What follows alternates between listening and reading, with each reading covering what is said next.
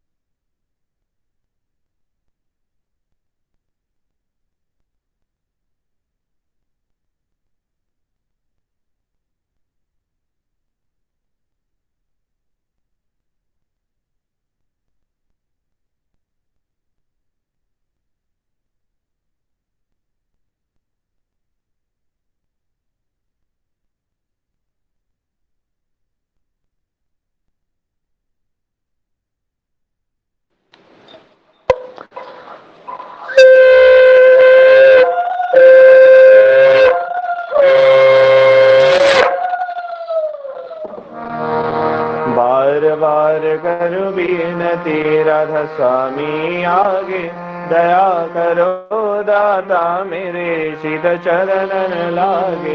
जन्म जन्म रही भूल में नहीं पाया भेदा, काल कर्म के जाल में भोगत खेदा। जगत जीव भर मद फिरे नित चारो खानी, ज्ञानी योगी फिर रहे सब मन की। भाग जगा मेरा अधिका, मिले सदगुरु आई। राधा स्वामी राम का मही भेद जनानी। ऊंचा से ऊंचा देश है अह अधर ठिकानी। बिना संग पावे नहीं श्रुत शब्द निशानी। राधा स्वामी राम की महिमा सुनाई। विरह अनुराग जगाय के घर पहुँचो भाई। साधु संग कर सार रस मैंने पिया घाई। प्रेम लगा गुरु चरण में मन संतन आई। कड़प उठे बेकल रहूं कैसे पिया घर जाई। दर्शन रस निधनि दलहूं कहे मन धीरदाई। सूरज चढ़े आकाश में घर शब्द विलासा। धाम धाम निरखत चले भविनी जगरवासा। यह आशा मेरे मन बसे रही चित्त उदासा। विनय सुनो कृपा करो निज चरण निवासा।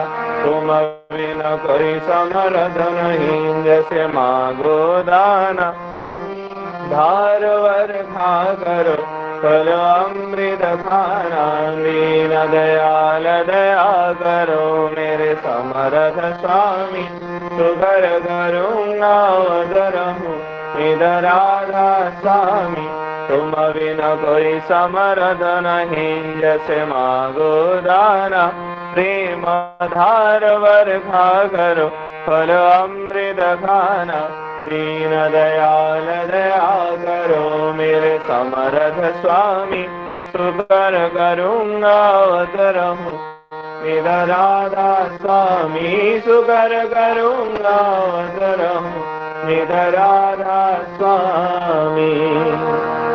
बार बार कर जोड़ कर सविनय करूँ पुकार। साधु संगमय देव निदा परम गुरु दाता।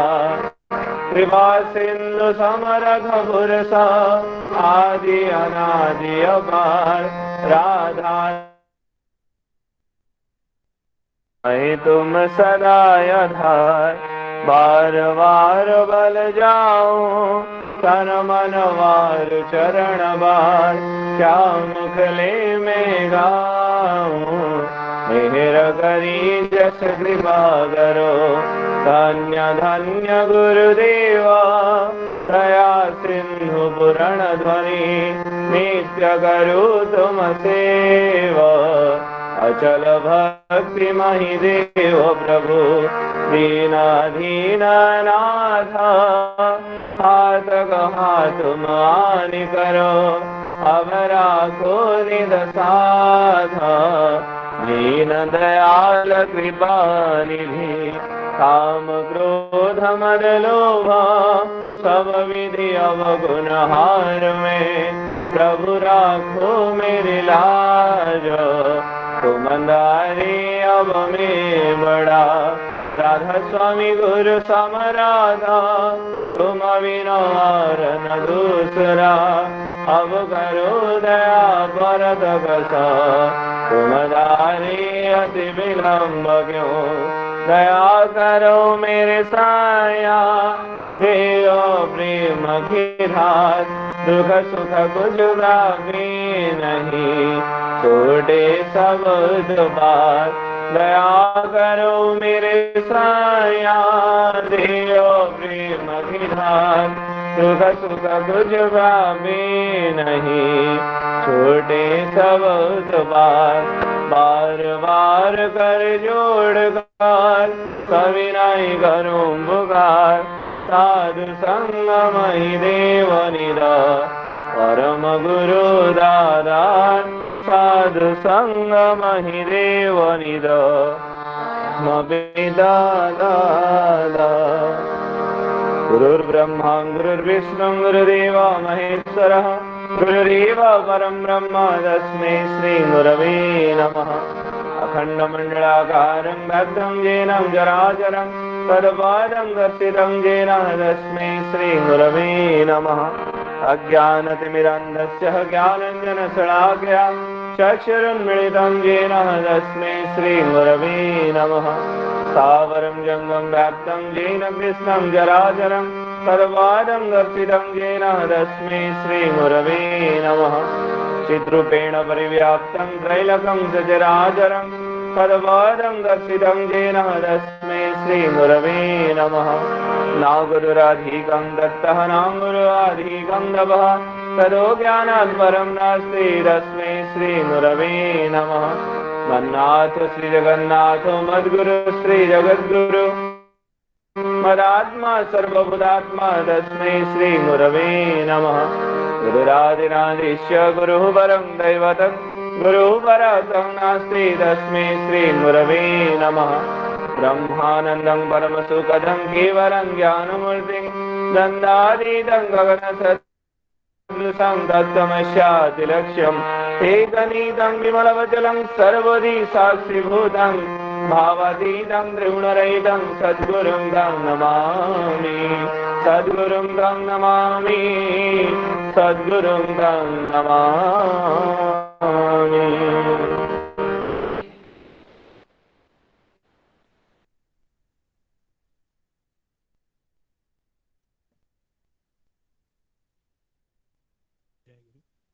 कोरबंगला के इस वीकली सत्संग में उपस्थित गुरु भाई, माँ और छोटे बड़े सभी को मेरा सादर प्रणाम और जय गुरु। आज के इस 28वें भाद्रव परिक्रमा के स्पेशल इस सत्संग में आप सबका स्वागत है।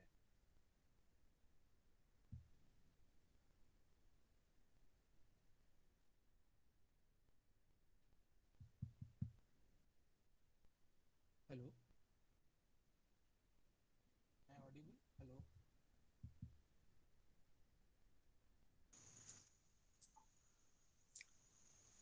जय गुरु भाई। स्वागत भैया, शायद आपका ऑडियो नहीं आ रहा या सिर्फ मुझे सुनाई नहीं दे रहा।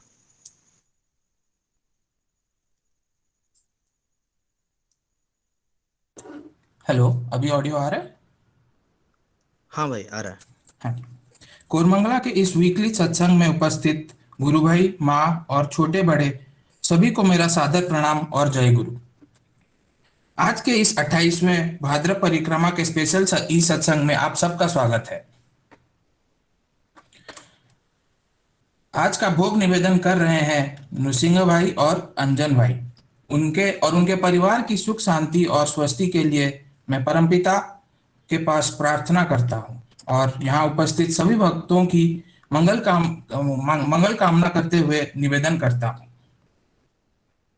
अभी हम 2 मिनट के लिए नाम ध्यान करेंगे।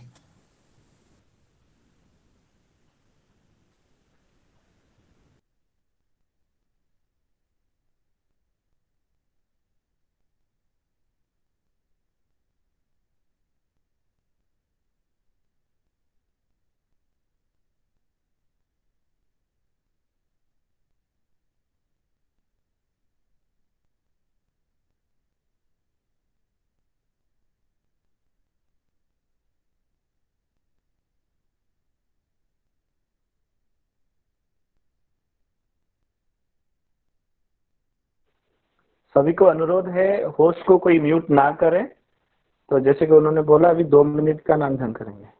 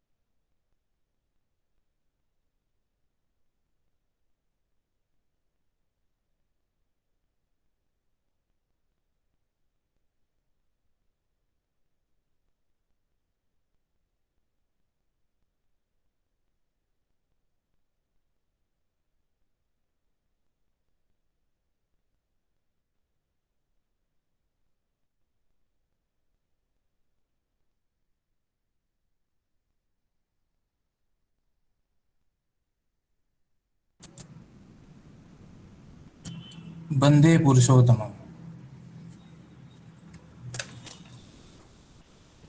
अभी सत्यानुसरण का पाठ किया जाएगा। मैं दिलीप भाई को अनुरोध करता हूँ वो बांग्ला में सत्यानुसरण का पाठ करें। दिलीप भाई। जय गुरु दादा। दादा वॉइस आ रहा है? हेलो। जी दादा, जय गुरु। জয় গুরু দাদা। সকল সৎসঙ্গী গুরু ভাইদের ও মায়েদের আমার জয় গুরু ও প্রণাম। শ্রী শ্রী ঠাকুরের হস্তলিখিত সত্যানুসরণ গ্রন্থ থেকে পাঠ করছি। এটা খুবই সত্য কথা যে মনে যখনই অপরের দোষ দেখবার প্রবৃত্তি এসেছে তখনই ওই দোষ নিজের ভিতরে এসে বাসা বেঁধেছে। তখনই কাল বিলম্ব না করে ওই পাপ প্রবৃত্তি ভেঙে চুরে ঝেঁটিয়ে সাফ করে দিলে তবে নিস্তার, নইলে সব নষ্ট হয়ে যাবে। তোমার নজর যদি অন্যের কেবল কুড়ি দেখে তবে তুমি কখনোই কাউকে ভালোবাসতে পারবে না। আর যে সৎ দেখতে পারে না সে কখনোই সৎ হয় না। তোমার মন যত নির্মল হবে তোমার চক্ষু তত নির্মল হবে, আর জগৎটা তোমার নিকট নির্মল হয়ে ভেসে উঠবে। জয় গুরু। শান্তি শান্তি শান্তি।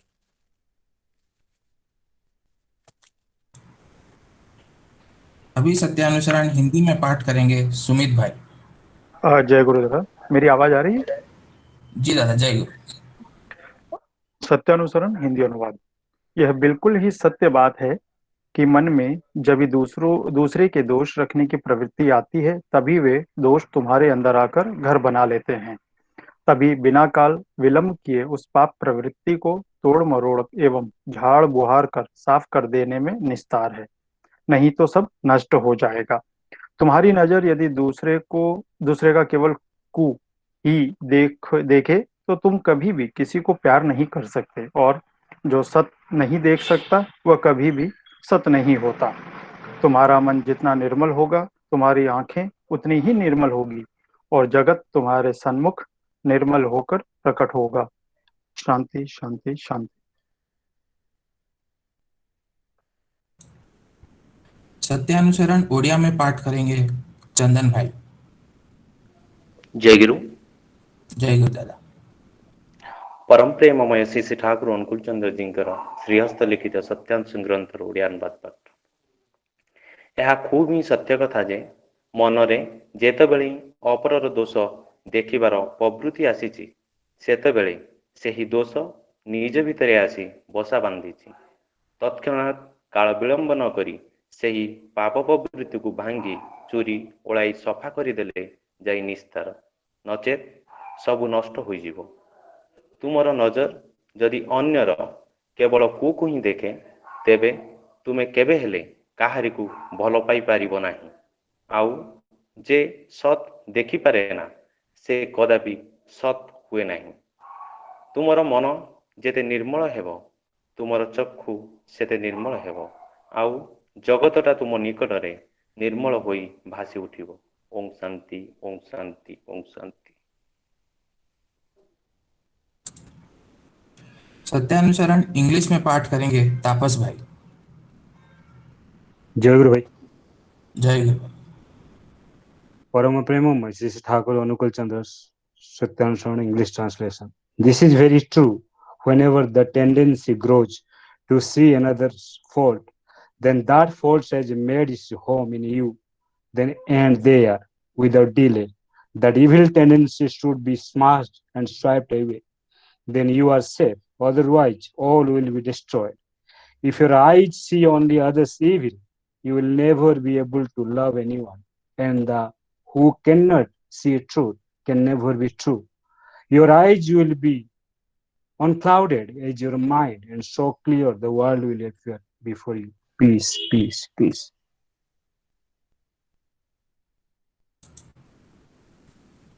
अभी हम भजन कार्यक्रम का शुरू करेंगे। पहला भजन गाने के लिए मैं आमंत्रित करना चाहूंगा बेंगलोर से अंजना माँ को। अंजना माँ को अनुरोध है वो अपना पहला भजन निवेदित करें। जय गुरु। मेरी वॉइस आ रही है? जी माँ, जय गुरु।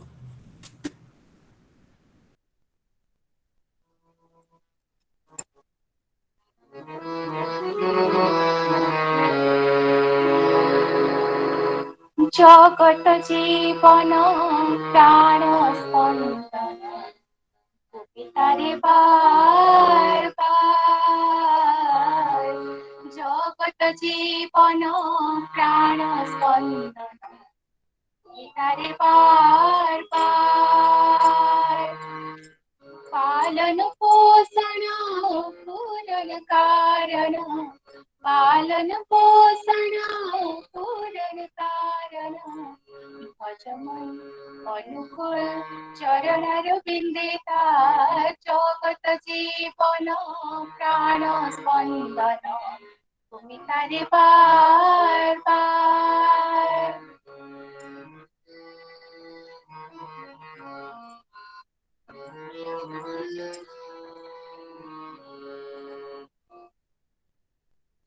অমর অবতার দুঃখ বিনাশিনী বন্দিছে মোহনায় ভুবন প্লাবিনী। অমর অবতার দুঃখ বিনাশিনী বন্দিছে মোহনায় ভুবন প্লাবিনী। স্বস্তির সাবধানে কাটিল মোহে রাধা, স্বস্তির সাবধানে কাটিল মোহে রাধা। পালন পোষণ পূরণ কারণ, পালন পোষণ পূরণ কারণ। ভজমন অনুকূল চরণার বিন্দিতা জগত জীবন প্রাণ স্পন্দন পিতারে বার বার।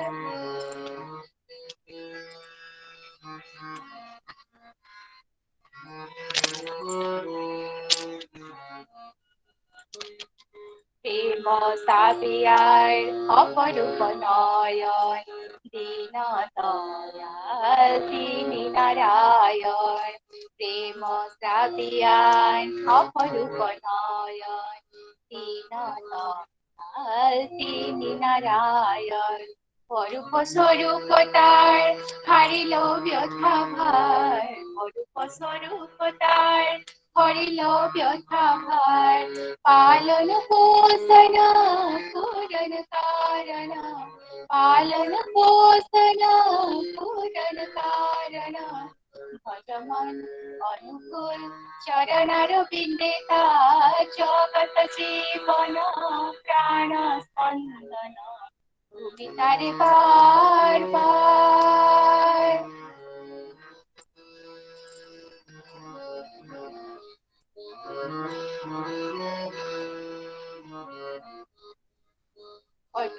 নিষ্ঠা রাগে অনুভূতি পূজা জাগে প্রতি অনুবেদনায় ভক্তি প্রেম অনুরাগে অটুট নিষ্ঠা রাগে অনুভূতি পূজা জাগে প্রতি অনুবেদনায় ভক্তি প্রেম অনুরাগে চাহ মন শ্রী চরণ সেবার অধিকার চাহ মন শ্রী চরণ সেবার অধিকার পালন পোষণ পূরণ কারণ পালন পোষণ পূরণ কারণ ভজমন অনুকূল চরণার বিন্দে তার জগত জীবন প্রাণ স্পন্দন ভূমিতারে বার বার জগত জীবন প্রাণ স্পন্দন ভূমিতারে বার বার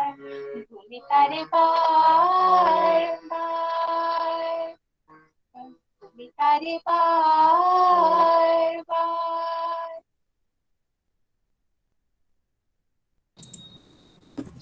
धन्यवाद माँ, बहुत ही भावमय था आपका संगीत।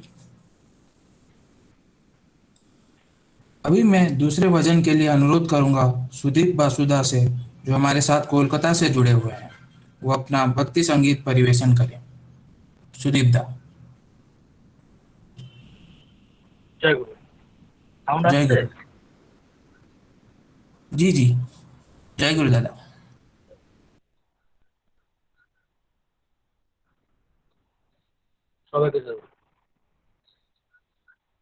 सावरिया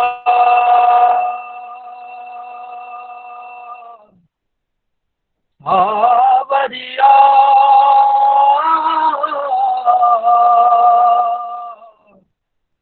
सावरिया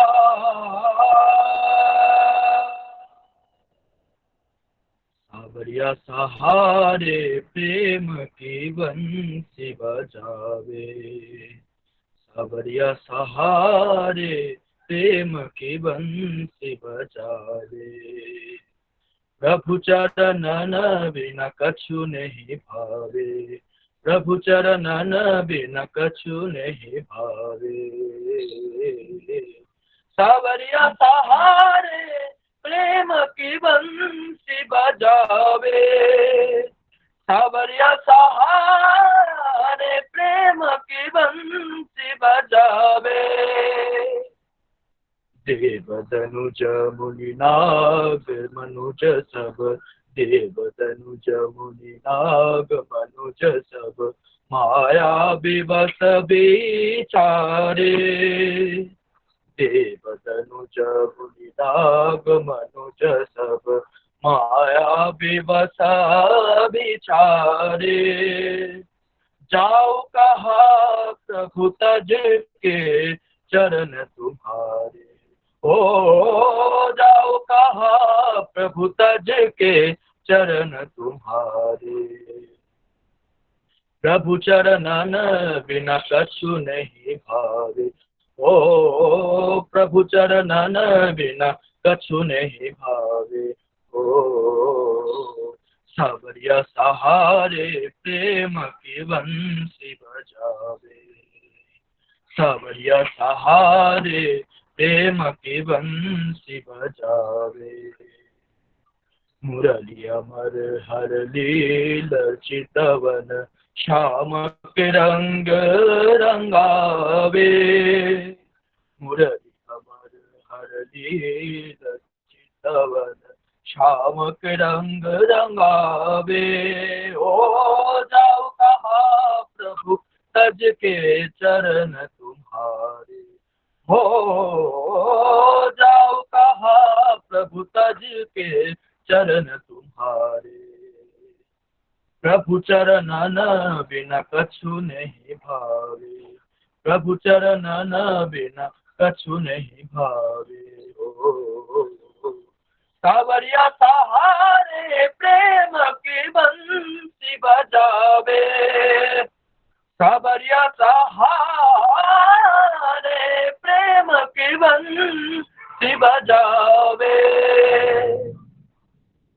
प्रभु दर्शन बिन प्यास बुझागत, प्रभु दर्शन की प्यास बुझागत, पतित पावन धन पावे ओ। प्रभु दर्शन बिन प्यास बुझावत, पतित पावन धन पावे हो। जाओ कहा प्रभु तज के चरण तुम्हारे, हो जाओ कहा प्रभु तज के चरण तुम्हारे।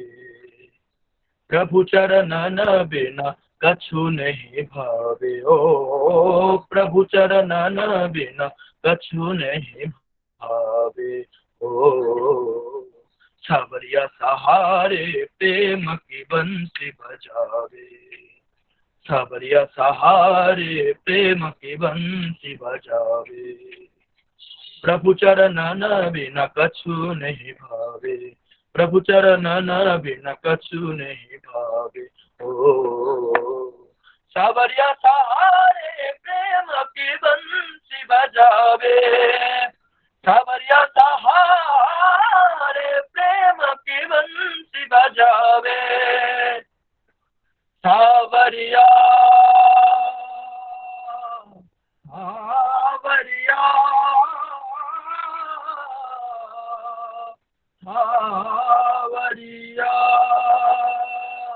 सावरिया सहारे प्रेम की बंसी बजावे, सावरिया सहारे प्रेम की बंसी बजावे।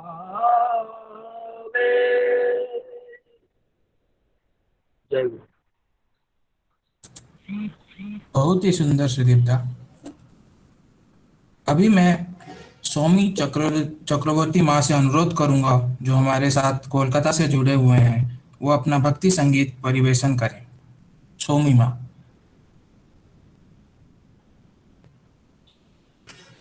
स्वामी माँ अभी ज्वाइन हुई है, स्वामी माँ आप गाइए।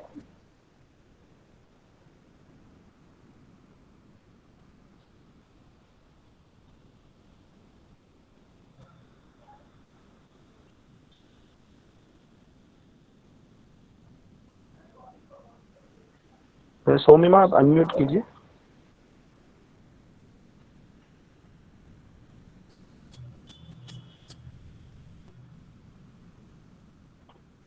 जय गुरु। जय गुरु माँ।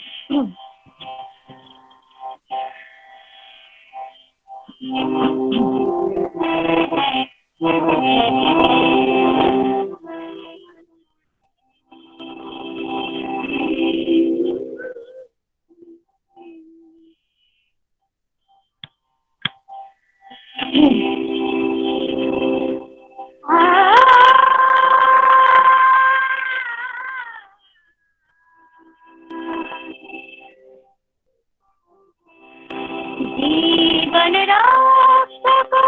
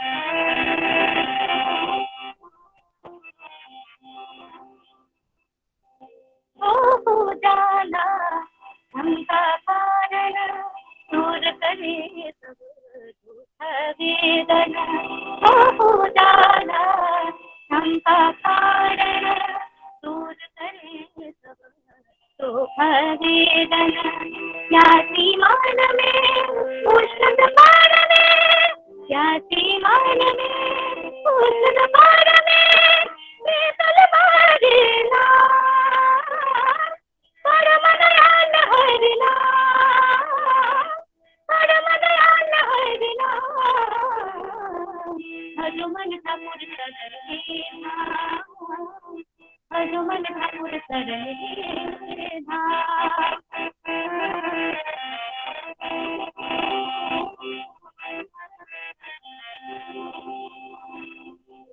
पाप मिटेगा लोभ हिंसा हो गया भरम शांति की वर्षा पाप मिटेगा लोभ हिंसा हो गया भरम शांति की वर्षा शीत लहर में केवल ताल में शीत लहर में केवल ताल में टोटल पाल है ना टोटल पाल है ना परम दयाल हरिना हनुमान ठाकुर चरण के धाम हनुमान ठाकुर चरण के धाम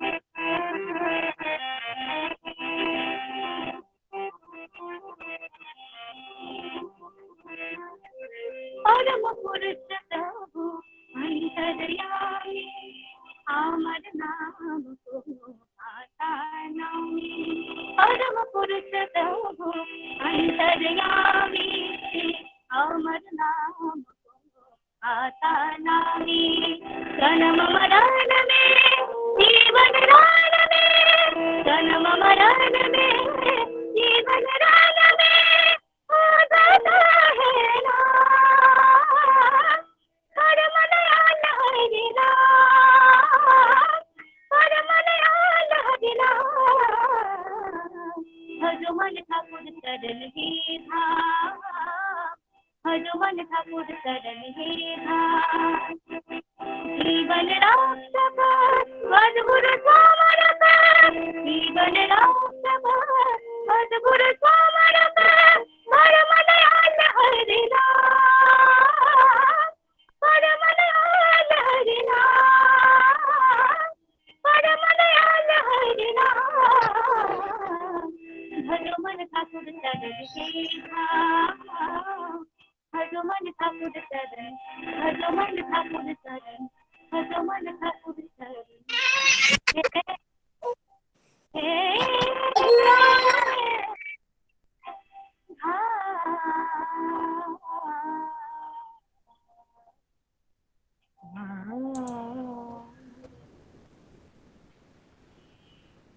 जय गुरु।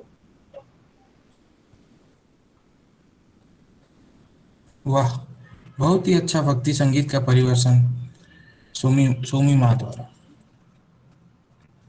अभी मैं कोरस परिवेशन के लिए अनुरोध करना चाहूंगा परेश भाई को, जो बैंगलोर से है। परेश भाई।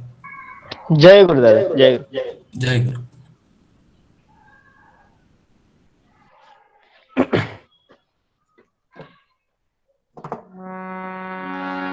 दादा क्लैरिटी है? सुनाई दे रहा है ठीक से? जी दादा। ओके।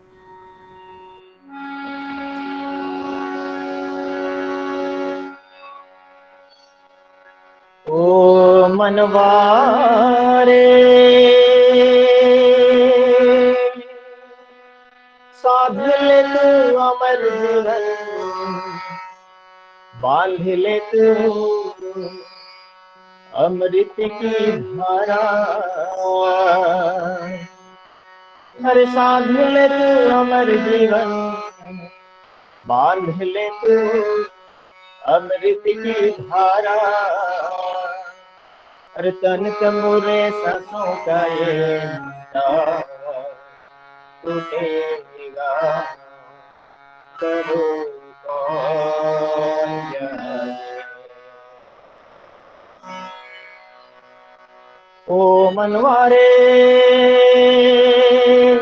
साध ले तू अमर जीवन, बांध ले तू अमृत की धारा।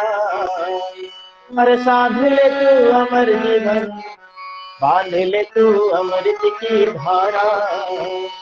अरे साध ले तू अमर जीवन, बांध ले तू अमृत की धारा।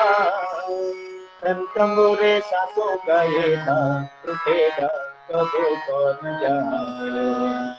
तोड़ के बंधन सारे गुरु गुरु के थामो, गुरु गुरु के थामो। तोड़ के बंधन सारे गुरु गुरु के थामो, गुरु गुरु के थामो। ओ मन मारे अरे जीवन नया है वंचना।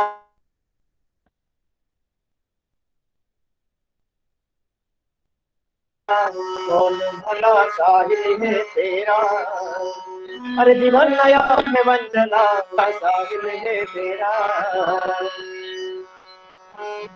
रूप खाती नदिया तुझेगा कभी कभी। तोड़ के बंधन सारे डोर गुरु के थामो, डोर गुरु के थामो।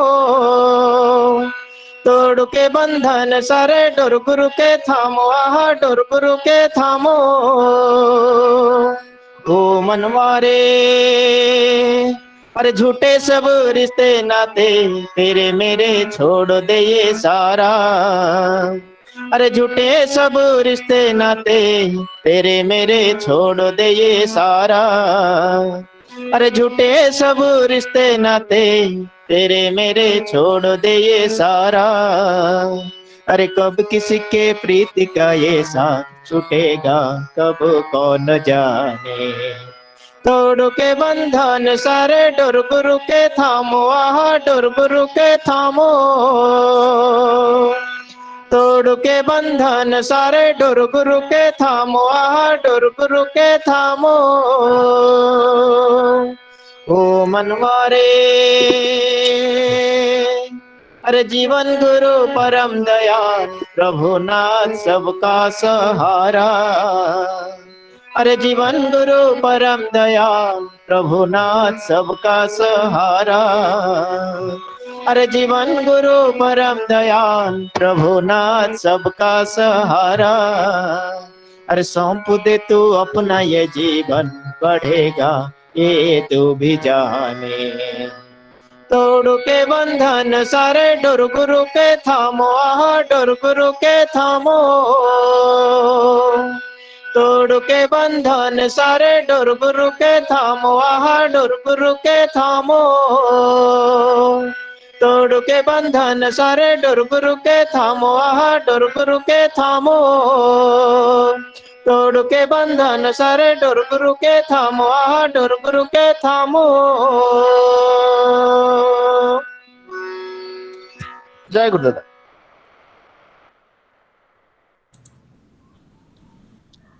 बहुत ही मंत्रमुग्ध करने वाला भजन कीर्तन का परिवेशन सभी भाई और मां द्वारा। उन सभी के परिवार की मंगल कामना की आशा करता हूं और ठाकुर जी के पास निवेदन करता हूं। अभी इस ई सत्संग के कार्यक्रम को आगे बढ़ाते हुए हम अभी जाजन का शुरुआत करेंगे। आज के जाजन का टॉपिक है Shri Shri Thakur's ideology in elevating the fallen world. इस टॉपिक पे चर्चा करने के लिए मैं पहले अनुरोध करना चाहूंगा प्रीतिश भाई को बैंगलोर से, जो इस टॉपिक पर थोड़ा आलोकपात करें। प्रीतिश भाई। जय गुरु भाई। वंदे लोकतिलकं शाश्वत वार्ता विभूषणम् अमर कृत्य चारणं प्रोद्ध्वं लोक जीवनं प्रणय प्रमत्त जागदीपनं वंदे जीवन जीवनं सत्पुरुषम्। परम प्रेम श्री ठाकुर जगत जननी श्री बड़मा, परम पूज्य पा श्री बड़दा, आचार्य देव श्री दादा, सभी के चरणों में मेरा सश्रद्ध प्रणाम। आज के सत्संग में उपस्थित मेरे पूज्य और श्रद्धा सश्रद्ध पांजाधारी कर्मी वृंद और सारे गुरु भाई और माँ, सभी के चरणों में मेरा राप प्रति जय गुरु और सभी के मंगल कामना करते हुए मैं श्री ठाकुर जी के पास अपना प्रणाम ज्ञापन करता हूँ। तो आज बहुत ही अच्छे तरीके से अभी तक ये सत्संग हो रहा है। जैसे हम लोग अभी शुरुआत में सुने कि ये भाद्रव महीना का। प्रीतिश भाई स्क्रीन को प्रेजेंट कीजिए। दया करके सबको अनुरोध है कोई स्क्रीन प्रेजेंट ना करें, क्योंकि हम इस प्रेजेंट के स्क्रीन के द्वारा ही थोड़ा जाजन का ये करेंगे। या कंटिन्यू भाई। जी, तो अभी तक हम जैसे सुन रहे थे कि भाद्रव परिक्रमा भी चल रहा है, और हम लोग हर सैटरडे संडे कोशिश करते हैं सीसी ठाकुर जी के आइडियोलॉजी को लेके हम लोग कुछ हर बार एक नए टॉपिक, फिर कुछ ठाकुर जी के बारे में कुछ रिसर्च जैसे बात लेके आए, और हम बहुत अच्छे अच्छे लोगों से जिनका अनुभव जिनको बहुत अच्छा अनुभव है, हम उनसे ठाकुर जी के बारे में किसी भी एक टॉपिक के बारे में सुनेंगे। तो जैसे आज हमने टॉपिक डिसाइड किया है कि CC Thakur ji ideology in elevating the fallen world, अगर इसको हिंदी में कहा जाए तो पतनमुखी जो समाज है, उस समाज में सीसी ठाकुर जी का आइडियोलॉजी कैसे वैलिड है, मतलब सीसी ठाकुर जी का आइडियोलॉजी कैसे कार्यरत रहेगा, इस बारे में हमने बात करने के लिए आज इसमें सोचा है। तो जब ये पतनमुखी समाज के बारे में सोचेंगे, जैसे हमने स्लाइड पे डिस्कशन किया है, सत्यानुसरण का पहला ही पेज में इस पे लिखा हुआ है, भारत की अवनति, डीजेनरेशन तभी से आरंभ हुई है जब से भारतवासियों के लिए अमूर्त भगवान असीम हो उठे हैं। तो यहाँ पे जैसे हमने ये टॉपिक में देखा कि फॉलन वर्ल्ड, हमने यहाँ पे देखा है पतन, अगर हिंदी में मैंने जैसे बोला पतनमुखी, लेकिन हमने जब इंग्लिश में इसका टॉपिक का सोचा तो मेरे मन में एक कंफ्यूजन आया कि ये फॉलिंग वर्ल्ड होगा, पतनमुखी मतलब जो पतनमुखी होता है वो फॉलिंग है, लेकिन इंग्लिश में हमने इसमें फॉलन लिखा, क्योंकि मेरे मन में सवाल आया क्या हम लोग फॉलिंग है, ऑलरेडी फॉलन है, क्या पतन हो चुका है या पतनमुखी है? अगर इस बारे में जितना सोचेंगे हम उतना ही इस कंक्लूजन के तरफ जाएंगे कि हम लोग ऑलरेडी पतन हो चुके हैं। क्यों पतन हो चुके हैं? ये जो हमारे जो अज्ञानता है कि हम जानते नहीं है पतन कहाँ हो रही है। हम लोग सोचते हैं कि वी आर टेक्नोलॉजिकली इवॉल्विंग, हम मेंटली हम लोग टेक्नोलॉजी के हिसाब से, साइंस के हिसाब से हम लोग बहुत इवॉल्व कर रहे हैं, लेकिन जो हम बेसिक्स है, हमारे रूट्स हैं, हम उसको कैसे छोड़ते हुए आगे बढ़ रहे हैं। ये जो अज्ञानता है, छोड़ने का जो अज्ञानता है, वो अज्ञानता ही कहता है वी आर ऑलरेडी फॉलन। तो वहां पे सीसी ठाकुर कहते हैं भारत की अवनति, जो डीजेनरेशन, अवनति का यहाँ पे इंग्लिश में लिखा है डीजेनरेशन। क्यों? जेनरेशन का मतलब ही है कि एक जेनरेशन प्रीवियस जनरेशन से उन्नत हो। हम जब प्रीवियस जनरेशन से उन्नत ना हो तो वो डीजेनरेशन हो गया।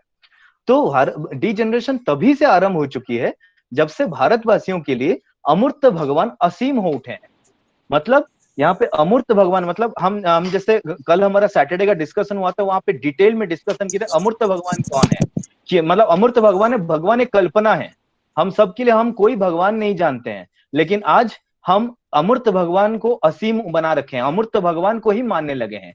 तो जब उस अमूर्त भगवान में हम अपनी कल्पना, हम अपनी आस्था को स्थापन कर लेते हैं, फिर उसके बाद क्या हुआ, ऋषियों को छोड़कर ऋषिवाद की उपासना आरंभ हो गई। मतलब ऋषि, ये इस लाइन का बहुत ही गूढ़ तत्व है। तब से हमारी डीजेनरेशन, हमारी जो पतन है वो तब से चालू हो गई। ऋषि मतलब क्या है? जैसे आज हम अगर ऋषि को कल्पना करते हैं तो हम सोचते हैं वो गहरे पहने होंगे, एक वस्त्र धारण किए होंगे, एक उनका एक अटायर होता है, तब वो ऋषि होते हैं। लेकिन ऋषि वो नहीं थे। अगर हम अपने वेद शास्त्र और पुरातन समाज को थोड़ा समझेंगे, हम अपने नॉलेज के दायरे को थोड़ा अगर बढ़ाएंगे तो समझेंगे कि ऋषि वो ज्ञान के प्रतीक थे। समाज में ज्ञान, वार्तावाहक जो थे वो थे ऋषियां, जिनके पास ज्ञान सिर्फ वेद का, मतलब वेद का ज्ञान जो था वो उसका बहुत डायमेंशंस था।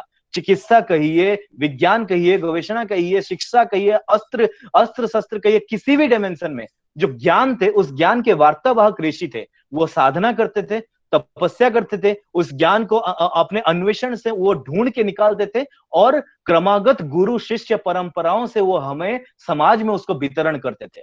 कितना बड़ा उनका मुख्य मतलब भूमिका था। वो थे ऋषि। और जिनके पास वो ज्ञान वो नहीं है, वो चाहे कोई भी अटायर पहन ले, फिर वो ऋषि नहीं हो सकते। लेकिन फिर क्या हुआ, धीरे धीरे जैसे समाज आगे बढ़ता गया, हम ऋषियों को भूल गए, ऋषिवाद की उपासना आरंभ कर लिए। ऋषिवाद की उपासना मतलब वी फॉरगॉट के ऋषि कौन थे, उनके अटायर पे जुड़ गए, जो गेरुआ पहन लिए, जो जैसे हमने जो तिलक धारण कर लिए, जो हमने उसको एक पोस्ट बना लिया, हमने उसको एक यूनिफॉर्म बना दिया, वो है ऋषिवाद। जब हम तत्व को भूल गए और प्रथाओं में जकड़ गए, वो हो गया ऋषिवाद। हमने बहुत सारे हमारे जो गूढ़ तत्व हमारे समाज में एक कोई भी एक चीज में पकड़ ली, जिसको हम कल्चर बोलते हैं, जिसको सीसी ठाकुर उनके भाषा में क्रिस्टी बोलते हैं, जो मतलब जैसे एक एग्जांपल देता हूं, वर्णाश्रम। शशि ठाकुर अपने आइडियोलॉजी में कभी भी जातिगत जाति प्रथा का नाम नहीं लिए हैं, लेकिन उन्होंने वर्ण का नाम लिया है। जो वर्ण को समझेगा वो जाति प्रथा में विश्वास नहीं करेगा, लेकिन जो वर्ण को नहीं समझेगा तो वर्णाश्रम उसे जाति प्रथा जैसी खराब कुसंस्कार जैसा लगेगा। यही है, तो वर्णाश्रम ऋषि है और जाति प्रथा ऋषिवाद है। वो प्रथा है जो कुसंस्कार है, जो बहता आ गया, जो जेनरेशन वाइज हमारे पास पहुंचा। और तो अब क्या हो रहा है कि जैसे जो कुसंस्कार कुप्रथा होते हैं वो ज्यादा दिन नहीं टिकते हैं, फिर उसको लोग छोड़ते हैं। फिर हम अपने अतीत कल्चर और कृष्टि को भूलना चालू किए, हम अपने हिस्ट्री को भूलना चालू किए, तब से हमारी डिजेनरेशन चालू हो गया। तो इसके बाद शशि ठाकुर कहते हैं, अगर भारत अपने भविष्य कल्याण को आवाहन करना चाहते हो तो संप्रदायगत विरोध को भूलकर जगत के पूर्व गुरु उनके प्रति श्रद्धा बनत हो, अपने मूर्त और जीवंत गुरु या भगवान में आसक्त अटैच्ड हो जाओ। इस बारे में हमने कल बहुत सारा डिस्कशन किया था, तो लेकिन मैं एक शॉर्ट एक ही लाइन में कहना चाहूंगा। तो ठाकुर इसमें प्रॉफिट्स के बारे में बोलते हैं, जो गुरु जो इस धारा को, इस धर्म को, इस तत्व को अपने अपने वाणियों में, अपने ज्ञान और दर्शन में, समाज में इसको फिर से सुधार लाने के लिए बार बार अवतरित हुए हैं, उनसे अटैच्ड हो, उनसे उनके तरफ श्रद्धा बनत हो। लेकिन जो करंट प्रॉफिट है उनके तरफ अटैच्ड हो, वही हमारी जो अंधकार का जो छाया है, ये जो शैडो ऑफ इग्नोरेंस है, उसको दूरीभूत कर पाएंगे। वहां पे आती है शशि ठाकुर जी आइडियोलॉजी, जो हमें हमारी इस फॉलन वर्ल्ड से एनलाइटन करेगा, एलिवेट करेगा, हमें पतन से उत्थान की तरफ लेके जाएगा। तो अगर हम सोचेंगे तो कहां कहां पे हमने अपने जीवन धारा में वो कलुष या फिर मलिनता को लेके आए। तो अगर इसको, तो बहुत सारा कैटेगरी, हम सब में जाएंगे नहीं क्योंकि हम आगे भी इसके बारे में और भी सुनेंगे। इसको ब्रॉडली मैं 3 कैटेगरी में सोचता हूँ, इसको डिवाइड कर सकते हैं। एक है नॉलेज, हमारा ज्ञान। जब हम कोई चीज जानेंगे नहीं, जब हम किसी के तत्व को समझेंगे नहीं, वो अज्ञानता बन जाएगी। और अज्ञानता को भ्रांति में परिणत करना बहुत आसान है। मैं जब किसी एक ऑब्जेक्ट या वस्तु के बारे में जानता नहीं हूं, मुझे कोई भी आके उसको इसके बारे में कुछ भी बता के चला जाएगा। तो मुझे उसके लिए क्या चाहिए? एक ऐसा गुरु या आदर्श चाहिए जो मुझे उस वस्तु का सटीक स्वरूप निरूपण करके बताए। और मुझे ऐसा गुरु चाहिए जिनके दर्शन में युक्त होने के बाद मेरा जो दर्शन की सीमा है, देखने का जो विजन है, वो इतना क्लियर हो जाएगा कि मैं हर किसी चीज में उसके तत्व को समझ पाऊं, उसके मर्म को समझ पाऊं। दूसरा है प्रेम। जो हम बार बार सुनते हैं कि हमारे मन में जितना भी वृत्तियां हैं, हम जीवन में जितने बंधन हैं, जितने भी हमारे मन में जो स्वार्थ बोलिए, द्वेष बोलिए, जितना भी हम जिस चीज के वजह से सुपरफिशियल बनते हैं, हम जिस चीज के वजह से सिर्फ अपने बारे में सोचते हैं, वो भी ठीक नहीं सोचते हैं और अपने परिवार और अपने परिवेश के बारे में सोचना छोड़ देते हैं, वो है प्रेम का अभाव। हम प्रेम से किसी से युक्त नहीं होते। निष्काम प्रेम, इस जो है सुकेंद्रिक इष्टान्वित प्रेम, वो प्रेम का अभाव है। और तीसरा है एक्टिविटी, कर्म। हम अपने कर्म में हमारे जो हम जिस चीज को भी भगवान मानते हैं, जिस चीज में हम अपने भगवत्ता को देखते हैं, जब हम जिस किसी को भी गुरु मान के चलते हैं, उनके दर्शन को जब हम अपने कर्म में परिणत नहीं कर पाते हैं, इन 3 चीजों के अभाव से ही हमारा पतन शुरू होता है। इस चीजों से हमारी पतन शुरू होता है। यहाँ पे चलार साथी में एक वाणी है ठाकुर जी का, जो मैंने यहाँ पे डिस्प्ले किया है। अगर उसको पढ़ेंगे, विकसित समाज जीवन अत्यंत मूढ़ हुए बगैर जिस प्रकार आत्महत्या नहीं की जा सकती है, उसी प्रकार मूर्खता विराट हुए बगैर इस विधान, सिस्टम या क्रिया फंक्शन को छिन्न भिन्न किया नहीं जा सकता। जिस किसी अंग के जरिए विषक्रियाशील क्यों ना हो, जीवन संकटापन्न है, अति निश्चय है। उसी प्रकार जिस किसी वर्ण के जरिए उच्छृंखलता क्यों ना आए, समाज जीवन विक्षुब्ध व विक्षत होगा, यह अति निश्चय है। और यह जिस प्रकार व्यष्टि का, उसी प्रकार समष्टि का भी। मतलब ठाकुर जी यहाँ पे कहते हैं, जैसे हमारे अंग में कोई भी अंग मान लीजिए खराब हो गया या फिर वो डिसफंक्शनल हो गया, तो हमारे पूरे शरीर को वो प्रभाव डालता है, हमारे पूरे शरीर को निष्क्रिय कर देता है। चाहे कुछ भी, छोटा सा खरोच भी लगता है, अगर वो थोड़ा डीप कट हुआ तो हमें पूरा वो लगता है पूरा हाथ जैसे काम नहीं करता है। मतलब वो अगर वो थोड़ा सा और अगर वो चिकित्सा से बाहर हो गया, तब तो पता नहीं वो बीमारी कहाँ तक पहुंच सकती है। तो ठाकुर जी कहते हैं कि मतलब वो जैसे एक छोटा सा अंग पूरे बॉडी को, पूरे शरीर को प्रभावित कर सकता है, तो समाज में कोई भी अंग, कोई भी वर्ग, कोई भी वर्ण का वो संप्रदाय क्यों ना हो, वो व्यक्ति क्यों ना हो, अगर वो वहां पे मतलब आदर्श से विच्युत होता है, अगर वो अनादर्श या फिर पतन के रास्ते में चलने लगता है, वो कहीं ना कहीं धीरे धीरे अपने व्यक्ति जीवन को पतित करता है, अपने परिवार को पतित करता है, फिर अपने समाज, राष्ट्र और समूह पूरे समष्टि को पतित करता है। तो वहां से विक्षत होता है हमारा समाज जीवन, वहां से पतन शुरू होता है। तो ये है ठीक शशि ठाकुर जी का आइडियोलॉजी। तो सबसे पहले हमें ये समझना पड़ेगा कि ये देखिए यहाँ पे फिर आ गया फिर वो ज्ञान की बात। ज्ञान की बात क्या है कि मैं आदर्श से विच्युत क्यों ना, मैं यहाँ पे मैं गलत कहाँ पे जा रहा हूं, मैं यहाँ पे पतनमुखी क्यों हो रहा हूं, उस क्यों का आंसर जो है मुझे पहले उसको समझना पड़ेगा। अगर फिर मैं उसमें अगर अपने व्यक्ति जीवन को सुधार लिया, अगर व्यक्ति जीवन में सुख केंद्रित हो गया, तो उस व्यक्ति जीवन से मैं अपने परिवार और समाज और राष्ट्र और समष्टि, फिर वहां से मतलब ये लेवल एक एक ऊपर होता जाएगा। तो फिर हम लोग आगे बढ़ेंगे। तो ठाकुर जी एक और बात कहते हैं, जो पाप है, जो पतन होना ही एक पाप है। तो पाप, तो शशि ठाकुर यहाँ पे कहते हैं कि उसे ही पाप समझो जो तुम्हें जीवन, यश व वृद्धि से वंचित करके अज्ञता, हीनता एवं दुर्बलता को लेकर मरण पथ की यात्री बना दे। मतलब हम लोग ऐसे बहुत सारे लाइफस्टाइल, ऐसे बहुत सारे हैबिट्स एंड ऐसे चरित्र और एटीट्यूड में जकड़ जाते हैं जो हमें उस समय में बहुत अच्छा लगता है, हम उस समय को एंजॉय करते हैं, एंटरटेन करते हैं, लेकिन हम ये नहीं समझ पाते हैं क्या वो मेरे सत्ता के पोषणकारी है। क्या मैं ऐसे खाना खा रहा हूं जो मेरे सत्ता को पोषण करेगा? क्या मैं ऐसे लाइफस्टाइल में जुड़ा हुआ हूं जो मेरे जीवन, यश और वृद्धि को आगे बढ़ाएगा? मतलब जैसे एक होता है जीना, एक होता है सजीव रहना, सतेज रहना। मतलब एक होता है, मतलब जैसे सब जीते हैं, लेकिन वो जीते हैं किस लिए? ऐसे ही जी के निष्क्रिय होकर अपने जीवन काल को खत्म कर देने के लिए। लेकिन ठाकुर जी का आइडियोलॉजी है जीवन, यश और वृद्धि का। मतलब हम जिएंगे, सतेज होके जिएंगे, इष्टान्वित होके जिएंगे, अपने वृत्ति, अपने बंधन को उनके पास अन्वित करके उनके पास मतलब अर्पण करके जिएंगे, और उसमें जो वृद्धि होगी हमारी, वो हमारी व्यक्ति और समष्टि जीवन को, जैसे मैंने पहले कहा, उसको भी वर्धित करेगा। फिर उसके बाद वो हमारे नेक्स्ट जनरेशन को हमसे ज्यादा इंप्रोवाइज करेगा। हम जब एक आइडियोलॉजी से ऐसे युक्त होंगे, जो हम उसमें जो हमारा ज्ञान और सहज बोध का अर्जन करेंगे, वो संस्कार बनकर हमारे नेक्स्ट जनरेशन में जाएगा, तब वो वृद्धि होगा। इससे जो हमें वंचित करता है, इस ज्ञान से जो हमें वंचित करता है, वो अज्ञता, हीनता एवं दुर्बलता को लेकर मरण पथ की हम यात्री बन जाते हैं। यही है पाप, इसे ही कहते हैं पाप। उसी से हमारी पतन शुरू हुई है।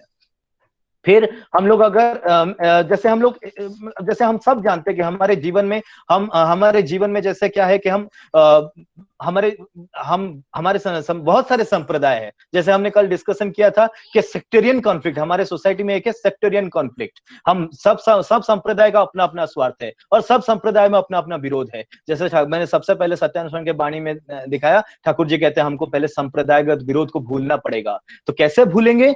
यूनिटी इन डाइवर्सिटी कैसे आएगा? विथ कॉन्सेंट्रिसिटी। जब हम एक में केंद्रीभूत होंगे, तब जाके ये यूनिटी इन डाइवर्सिटी आ पाएगी। जब सब अपने अपने वैशिष्ट्य के हिसाब से एक में केंद्रीभूत होके, एक आदर्श में, जो अवतारी पुरुष हैं, जो हमारे विदित है, वो हमें बताया जाता है, हम उसको ग्रहण करेंगे, हम अपने एक्टिविटी में लेके आएंगे, तब हम उस यूनिटी का अर्थ को समझ पाएंगे। यूनिटी का मतलब ये नहीं कि मतलब जैसे लोग कहते हैं यूनिटी का मतलब ये है कि हम सबको लेके चलेंगे और सबके मत को मतलब स्वाधीन रूप से उनको अपना स्थान देंगे। वो सही बात है, लेकिन उसमें एक होता है स्वाधीन के साथ एक होता है वैशिष्ट्य, स्वतंत्र के साथ एक चीज होता है वैशिष्ट्य। मैं अपने वैशिष्ट्य को लेके चलूं, मेरे पड़ोसी, मेरे परिवेश में वो सब अपने वैशिष्ट्य को लेके चले। जब लोग अपने अपने वैशिष्ट्य को लेके चलेंगे, तो उनमें जो इंटरडिपेंडेंसी आएगी, वो इंटरडिपेंडेंसी की वजह से जो एक दूसरे के साथ जो टाइटली युक्त होंगे, तो उसमें होती है उनकी यूनिटी इन डाइवर्सिटी। लेकिन इस वैशिष्ट्य का ज्ञान, इस कृष्टि का ज्ञान, ये जो दर्शन है, ज्ञान है, हमें कहां से मिलेगा? ये मिलेगा कॉन्सेंट्रिसिटी से। जैसे मैंने एक यहाँ पे दिखाया, एक छोटा सा यहाँ पे मैंने एक मेटाफोर दिखाने का ट्राई किया है। हम किसी एक धागे को, धागे में एक पत्थर को पकड़ के जैसे जोर जोर से घुमाएंगे, तो उसमें क्या होगा कि जैसे वो पत्थर, मतलब हमारे हाथ में एक फोर्स पड़ता है, वो पत्थर हमारे हाथ में एक धागे को अपनी तरफ खींचने का ट्राई करता है, वो फोर्स को कहते हैं सेंट्रीपिटल फोर्स। और वो पत्थर जब हमारे हाथ से टूट जाएगा, वो टेंजेंशियली आउटवर्ड होके कहीं पे जाके विक्षिप्त होके गिरता है। वो जो फोर्स से जाके वो बाहर की तरफ जाता है वो फोर्स है आउटवर्ड फोर्स, जिसको बोलते हैं सेंट्रीफ्यूगल फोर्स। लो यहाँ पे फिजिक्स कहता है जब वो जो केंद्रमुखी जो ताकत है जो धागे को हमारे हाथ से बांध के रखता है, सेंट्रीपिटल फोर्स, वो जितना सेंट्रीफ्यूगल फोर्स के इक्वल ऑपोजिट और प्रिफरेबली मोर होगा, तब तक वो पत्थर अपने बले में घूमता रहेगा। जिस समय वो अपने सेंटर से विच्युत हो जाएगा, सेंटर से वो टूट जाएगा, तब वो वहां पे वो विक्षिप्त होके कहां पे गिरेगा, अनियंत्रित होके गिरेगा। तो वहां पे यहाँ पे फिर अपने वो जो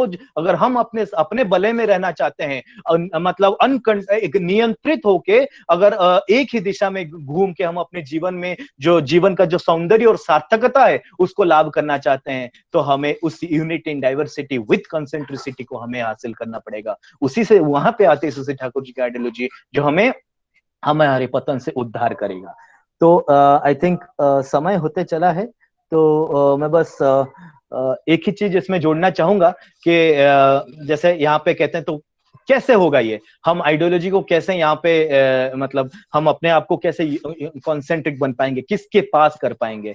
तो वहां पे एक आता है एक आइडियल सोल्यूशन। आइडियल सोल्यूशन मतलब क्या, एक हमारे पास सोल्यूशन हम जीवन में बहुत सारे जगह से मिलता है हमको। हम सब कहते हैं, जैसे आज कोई बीमारी हुआ हमें बहुत सारे नुस्खा देते हैं, कोई गर्म पानी पी लो कहते हैं, कोई काढ़ा पी लो कहते हैं, तो बहुत सारे नुस्खा देते हैं। लेकिन उसमें से सोल्यूशन जो आइडियल सोल्यूशन क्या है, आइडियल सोल्यूशन वो होता है जो equal and valid for all होता है। वो चाहे किसी भी वैशिष्ट का आदमी क्यों ना हो, किसी भी जाति किसी भी संप्रदाय का आदमी क्यों ना हो, उसके लिए वो जब इक्वल बैठेगा तो उसको आइडियल सोल्यूशन कहते हैं। तो हमें उनसे युक्त होना पड़ेगा। किनसे युक्त होना पड़ेगा? ही within whom all the resources of the world, knowledge, love and activity, हम जिनके बारे में भी बात किए, all the resources of the world are spontaneous and by the inclinations towards whom the scattered lives of men and all the diversities of the world find a final solution is the God of man। हमें वो God of man जो है, वो गुरु, वो सदगुरु, वो भगवान से युक्त होना पड़ेगा,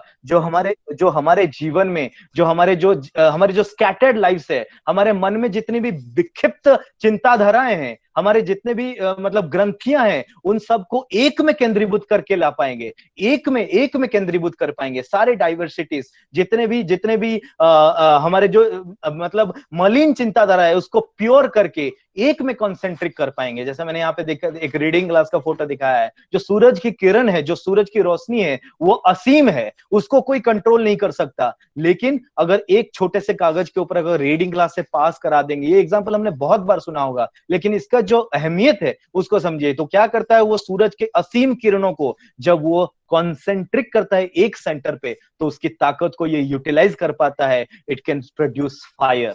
तो ये होता है हमारे मतलब जो जिनके पास युक्त होके हमारे मन में असीम शक्तियां हैं, हम कुछ भी कर सकते हैं। हमारे मानव जीवन में हमारा जो संभावना है, हम उसको हम नहीं समझ पाते हैं, ये हमारी अज्ञानता है। लेकिन जब हम उनसे युक्त होंगे तो हमारे जो स्कैटर्ड लाइफ है उसको हम जब एक में केंद्रीभूत कर पाएंगे, तो फिर उस असीम संभावना से हम कुछ भी कर सकते हैं। हम कहीं पे भी जा सकते हैं, जिस किसी के बारे में हम नहीं जानते हम उसको भी साध सकते हैं। जब हम उसको साध लेते हैं तब हम साधु बन जाते हैं। तब हम वो मतलब जैसे ठाकुर जी कहते हैं, ध्यान इंसान को तीक्ष्ण करता है और नाम इंसान को तीक्ष्ण करता है और ध्यान इंसान को ग्रहणक्षम करता है। यह है श्री ठाकुर जी का आइडियोलॉजी। उन्होंने जो हमें सतनाम दिया है, उस सतनाम से हम अपने मन की तीक्ष्णता बनाएंगे और फिर उस ध्यान से हम ग्रहणक्षम बन पाएंगे। जैसे ठाकुर जी हर बार कहते हैं कि वो जानते हैं कि हम कर सकते हैं, मैं कहता हूं तुम कर सकते हो, ये उनका अभय वाणी है। हम हर बार सोचते हैं क्या मैं ये कर पाऊंगा, क्या मेरे में ये कैपेसिटी है, क्या ये कैपेबिलिटी है। तो ठाकुर जी कहते हैं मैं जानता हूं तुम कर सकते हो, लेकिन उसके लिए क्या करना पड़ेगा, उसको साधने के लिए जो चाहिए, जो प्रोसेस है उसको फॉलो करना पड़ेगा। लेकिन हर प्रोसेस के अंदर, जीवन के हर कार्य के अंदर हमें सतनाम मनन करना पड़ेगा। हमें उस सत आदर्श से, वो सत्संग से, सदगुरु से ऐसे युक्त होना पड़ेगा कि हम अपने बलय से जो सर्कल है, हम अपने सर्कल से, जो अपने पाथ से विच्युत ना हो। इष्टानुराग वहां पे आता है। हमें श्री ठाकुर जी के साथ उस वक्त ऐसे इतने टाण से युक्त होना पड़ेगा। अगर हम सोचेंगे ना, जैसे इस बात को हम अगर कभी भी इस बारे में अगर हम सोचेंगे कि जैसे ठाकुर जी कहते हैं, मतलब जैसे हमने अभी डिस्कशन किया कि नॉलेज हमारा छूट रहा है या फिर हमने अपने कल्चर को भूल गया, हमारे पतन का जो मुख्य कारण, एक डिस्कशन हो रहा था शशि ठाकुर जी के साथ, वो स्वाधीनता के टाइम पे बात है, कुछ स्वाधीनता संग्रामी आके ठाकुर जी से बोलते हैं आपके पास तो इतने भक्तों का समावेश है, क्या आप स्वाधीनता के लिए आपका आंदोलन में क्यों कंट्रीब्यूट नहीं करते हैं?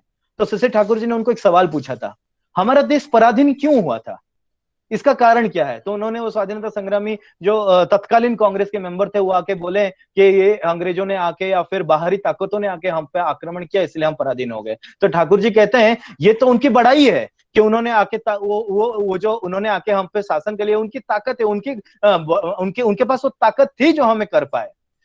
गलती वहां पे थी कि हमारे अंदर वो एटीट्यूड, वो कैरेक्टर, वो जातीय चरित्र क्यों क्षुण्ण हुआ, कि हमारे अंदर वो यूनिटी का अभाव हुआ, हम एक दूसरे की तरफ, एक दूसरे के मतलब सहयोग ना कर पाए, हम उनसे हार गए। हमारे अंदर ऐसी क्या कमी रह गई?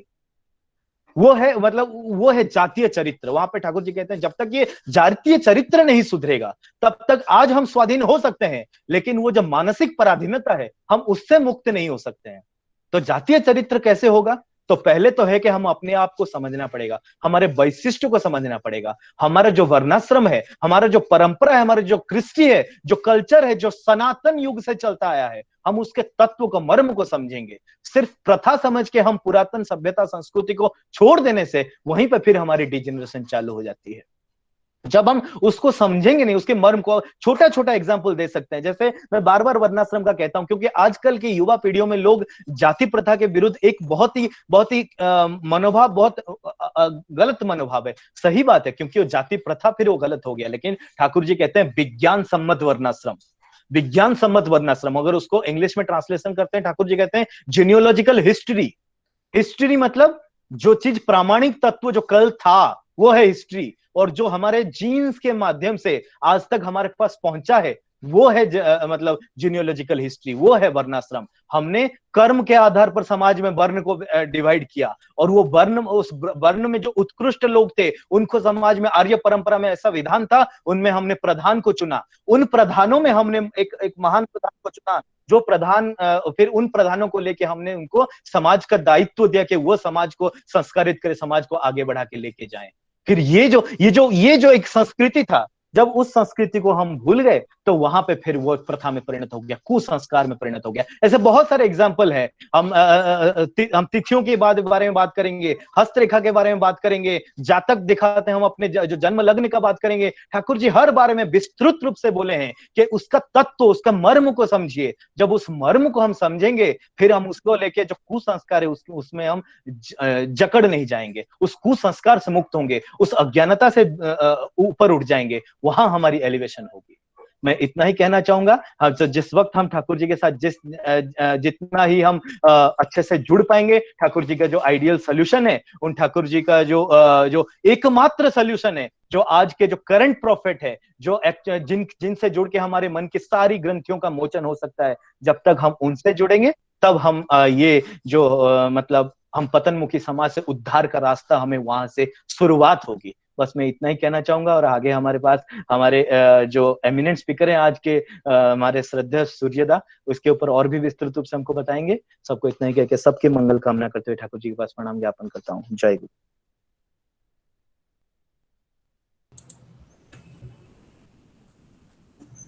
जय गुरु प्रीतिश दा, बहुत ही सुंदर एक्सप्लेनेशन प्रीतिश भाई द्वारा, और बहुत ही अच्छा कोरिलेशन एग्जांपल्स के साथ था। अभी हम दूसरे जाजन की ओर जाएंगे। जैसे कि आप सब जानते हैं, आज हमारे साथ बहुत ही प्रतीक्षित व्यक्ति विशेष जुड़े हुए हैं, जो इंटरनेशनल स्पीकर हैं सत्संग के, Shri Surya Prakash Mahapatra, global head DOP Wipro Bangalore. सूर्यदा बहुत ही डेडिकेटेड पर्सन है ठाकुर जी के, और बहुत ही हाईली एलिवेटेड पर्सन है।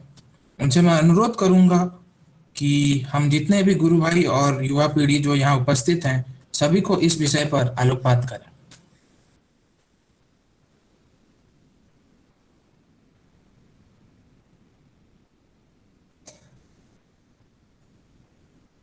सूर्यदा आप म्यूट पे हैं, अनम्यूट कीजिए।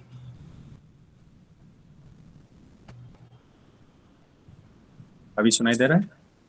जी चलेता, जय गुरु। जय गुरु। अच्छा, मेरे पास कितने टाइम है भाई?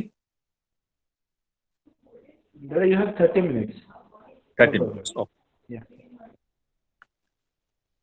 परम प्रेम परम दयाल श्री श्री ठाकुर जी के पाद पद्म में मेरा भक्तिपुत प्रणाम। परम आराध्या जगत जननी श्री श्री बड़ी माँ की रातुल चरण में मेरा भक्तिपुत प्रणाम। परम पूज्यपाद श्री श्री बड़दा के रातुल चरण में मेरा भक्तिपुत प्रणाम। आचार्य देव परम पूज्यपाद श्री श्री दादा के चरण में मेरा भक्तिपुत प्रणाम। आज के सत्संग में उपस्थित ठाकुर जी के कर्मी वृंद, इस वेब सत्संग का परिचालक संयोजक, मेरा आदरणीय भाई और माओ, छोटे बच्चे, सभी को मेरा जय गुरु। इतना भव्य परिवेश में इस सत्संग अभी चल रहा है। मेरे से पहले, मैं जब ज्वाइन किया थोड़ी देर पहले, प्रीतिश भाई का आलोचना मैंने सुन रहा था। इतना सुंदर भाव से सार गर्भक आलोचना उन्होंने कर रहे थे। बहुत सारे एस्पेक्ट श्री ठाकुर जी का आइडियोलॉजी को लेके हम लोग के पास रखने के लिए कोशिश कर रहे थे। बहुत ही अच्छा लग रहा था और मेरा इच्छा था अगर और भी थोड़ा बोलते, मैं उनका बात और भी सुनने का मुझे मौका मिलता। सत्संग का नियम के अनुसार मुझे बताया गया है बोलने के लिए। अभी मैं इस जो विषय वस्तु आज है उसके ऊपर आलोचना करने के लिए, कुछ वक्तव्य रखने के लिए मैं थोड़ा सा मेरा स्वल्प बुद्धि में कोशिश करूंगा। आज का जो विषय वस्तु है, Shri Shri Thakur ideology in elevating the fallen world. Shri Shri Thakur ji के भावादर्श, उनके जीवन आदर्श, उनका दर्शन पतित दुनिया को, पतित मनुष्य को, पत्तनमुखी मनुष्य को कैसे उद्धार किया जा सकता है। श्री श्री ठाकुर जी का जो भावादर्श है, जो दर्शन है, उसको फॉलो करते हुए कैसे आदमी, मनुष्य जो पतनमुखी है, उसको रक्षा किया जा सकता है। इसके बारे में कुछ बोलने से पहले मैं आपको बाइबल से एक जो जीसस क्राइस्ट की जो कथनी है उसके बारे में आपको बताऊंगा। जीसस क्राइस्ट कह रहे हैं, God created man in his own image. ईश्वर ने मनुष्य को अपना तरीके से बनाया है। अगर ईश्वर ने आदमी को, मनुष्य को अपने तरीके से बनाया है तो आदमी पतित कैसे हो सकता है। हमारा शास्त्र में, हिंदू शास्त्र में कहा जाता है, सबसे दुर्लभ जो जन्म होता है वो मनुष्य का जन्म होता है। बहुत सारे जन्म के उपरांत एक जीवन को मनुष्य का जीवन मिलता है, आत्मा को मनुष्य का जीवन प्राप्ति होता है। श्री श्री ठाकुर जी ने कहा, every individual is a living universe. इस दुनिया में हर व्यक्ति एक जीवंत विश्व ब्रह्मांड जैसा है। विश्व ब्रह्मांड जैसा अनंत असीम है। इसी तरह हर आदमी के अंदर जो टैलेंट है, जो पोटेंशियल है, जो प्रतिभा है, जो मानविकता है, वो इनफिनाइट है, लाइक द यूनिवर्स। तो इस सब बातें जब हम करते हैं, इस जो विषय आज हमें हमारे सामने रखा गया है, वो थोड़ा कॉन्ट्रडिक्टरी नहीं लग रहा है क्या? जब बोलते हैं ईश्वर ने अपना इमेज से मनुष्य को बनाया, तो ईश्वर तो परफेक्ट है, ईश्वर तो निर्भुल है, ईश्वर तो अनंत असीम है, ईश्वर तो महान शक्ति के अधिकारी हैं, तो आदमी कैसे पतित हो सकता है? आदमी का पतन कैसे हो सकता है? How can man B fallen? इसके बारे में हम लोग चर्चा करेंगे, लेकिन उससे पहले हमें थोड़ा जानना पड़ेगा कि वो जो पतित का अर्थ क्या है। जब हम बोलते हैं किसी का पतन हुआ है, फॉलन मैन, उसका अर्थ क्या है? पतित का आक्षरिक अर्थ जो है वो है गिरा हुआ। एक पतित मनुष्य, इसका अर्थ शायद है गिरा हुआ आदमी, जिसका चरित्र, जिसका चलन, जिसका आचरण, जिसका व्यवहार, जिसका अंदर जो मैनरिज्म्स, उसका व्यक्तित्व जैसे गिरा हुआ है। इससे फलस्वरूप शायद वो आदमी दूसरों के साथ दुर्व्यवहार करता है, उसके अंदर शायद प्रेम नहीं होता है, वो दूसरों को कष्ट देता है, उसके अंदर चारित्रिक दुर्बलता होते हैं, वो किसी को शायद प्यार नहीं कर सकता है, उसका व्यक्तित्व में छिद्र दिखने को लिए मिलता है, वो शायद एग्रेसिव होता है, हानिकारक होता है, डैमेजिंग पर्सनालिटी हो सकता है। इसी तरह का आदमी, जब हम पतित आदमी के बारे में बात करते हैं, वो सब चीजें हमारे मन में, हमारा दिमाग में वो सब चीजें आते हैं जब कोई पतित इंसान के बारे में हम बात करते हैं। पतित इंसान के बारे में जब बात करते हैं, शायद ऐसा एक व्यक्तित्व तो हमारे दिमाग में, मन में आ जाता है। कहने का मतलब है, इस जो बात को आगे बढ़ाते हुए अगर हम और थोड़ा विश्लेषण करें तो, और हम लोग थोड़ा झांक के देखने के लिए कोशिश करें कि वो सबसे दुर्लभ जो आदमी, भगवान ईश्वर का अपना रूप से बनाया हुआ जो आदमी, वो आदमी कैसे फिर गिरा हुआ होता है, किसे फिर एक फॉलन आदमी बन सकता है, जिसका व्यक्तित्व में छेद आती है, जिसका व्यक्तित्व में, जिसका पर्सनालिटी में कोई बहुत सारा गैप्स, लिमिटेशन देखने के लिए मिलते हैं। इसी तरह वो कैसे संभव हो सकता है? इसका कई कारण हो सकते हैं। एक जो सबसे बड़ा कारण है, वो कारण है उसका, एक आदमी का जन्मगत संस्कार। वो जन्म से जो संस्कार लेके आया है, इस संस्कार का जो परिप्रकाश उसका व्यवहार में, व्यक्तित्व में, पर्सनालिटी में उभर के आता है। जैसे लगता है ये आदमी शायद एक गिरा हुआ आदमी है, एक पतित आदमी है। तो एक आदमी जन्म से ऐसे कैसे हो सकता है? श्री ठाकुर जी ने कहा, जब man and woman, husband and wife दोनों का यूनिफिकेशन होता है, तब जिस भाव में उनका यूनिफिकेशन होता है, इस भाव डिटरमाइन करता है कि जो संतान आएगा कैसे होगा। श्री ठाकुर जी बोल रहे हैं, स्वामी का भाव और पत्नी का, स्त्री का भाव भूमि।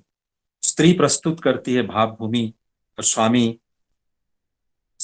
स्वामी को इंस्पायर करती है, प्रेरणा देती है एक एलिवेटेड भाव में जाने के लिए।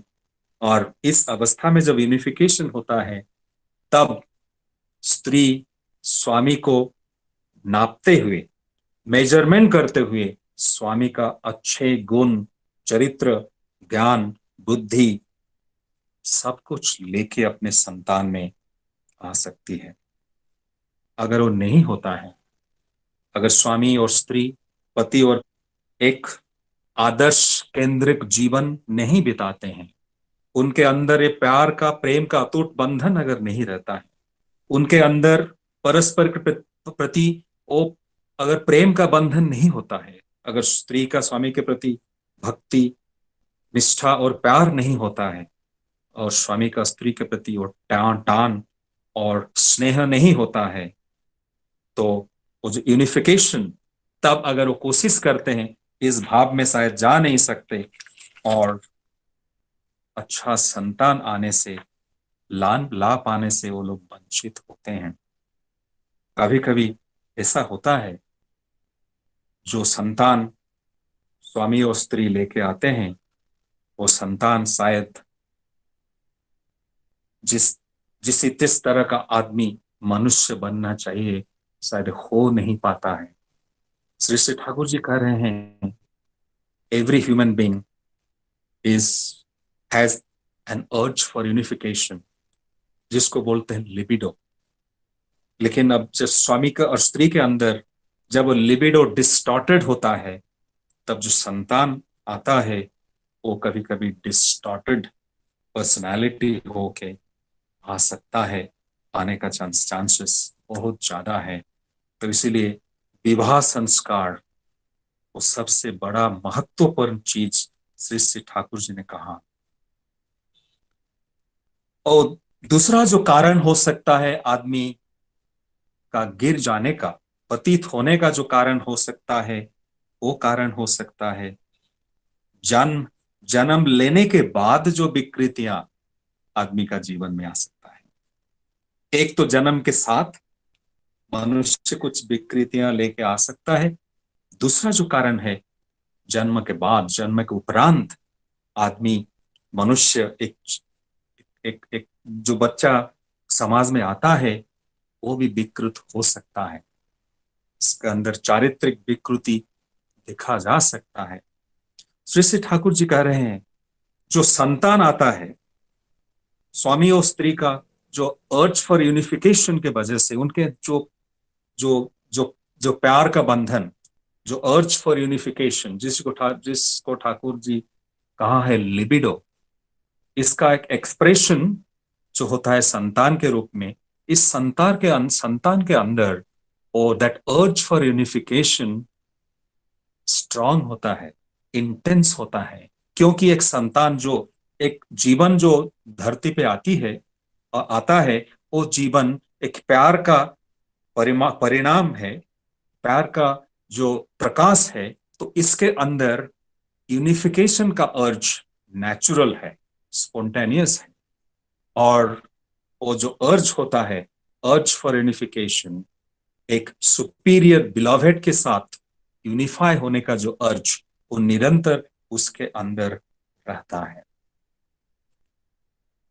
लेकिन कभी कभी क्या होता है, वो सुपीरियर बिलॉवेड उसके सामने नहीं दिखता है, उसको सुपीरियर बिलॉवेड नहीं मिलता है। ऐसा हो सकता है उसका जो माँ बाप हैं, जो पिता माता हैं, जो गुरुजन हैं, उनका जीवन में शायद कोई सुपीरियर बिलॉवेड का अनुभव नहीं हुआ है। उन लोगों का चरित्र शायद सुपीरियर नहीं हुआ है। उन लोगों के अंदर कोई व्यक्तित्व का, दो दिव्य व्यक्तित्व का परिप्रकाश शायद नहीं हो पाया है। अगर अपने सामने सुपीरियर बिलॉवेड को नहीं दिखता है, नेचुरल टेंडेंसी जो यूनिफिकेशन के लिए है, he or she tries to unify with something which is inferior. अगर उसको सुपीरियर नहीं मिलता है तो क्या करेगा? अर्ज फॉर यूनिफिकेशन तो इंटेंस है उसके अंदर, अर्ज फॉर यूनिफिकेशन तो प्रबल है, प्रगाढ़ है, तीव्र है। तो the child has to unify, child has to connect with somebody or something. अगर वो सुपीरियर बिलॉवेड नहीं मिलते हैं तो माँ बाप के अंदर, गुरुजनों के अंदर, टीचर्स के अंदर, तो वो कोई इंफीरियर ऑब्जेक्ट के साथ उसका यूनिफिकेशन हो जाता है और वहां से शुरू होता है विकृति, जिसको हम लोग, ठाकुर जी ने कहा है, the damage libido. Libido damaged हो जाता है।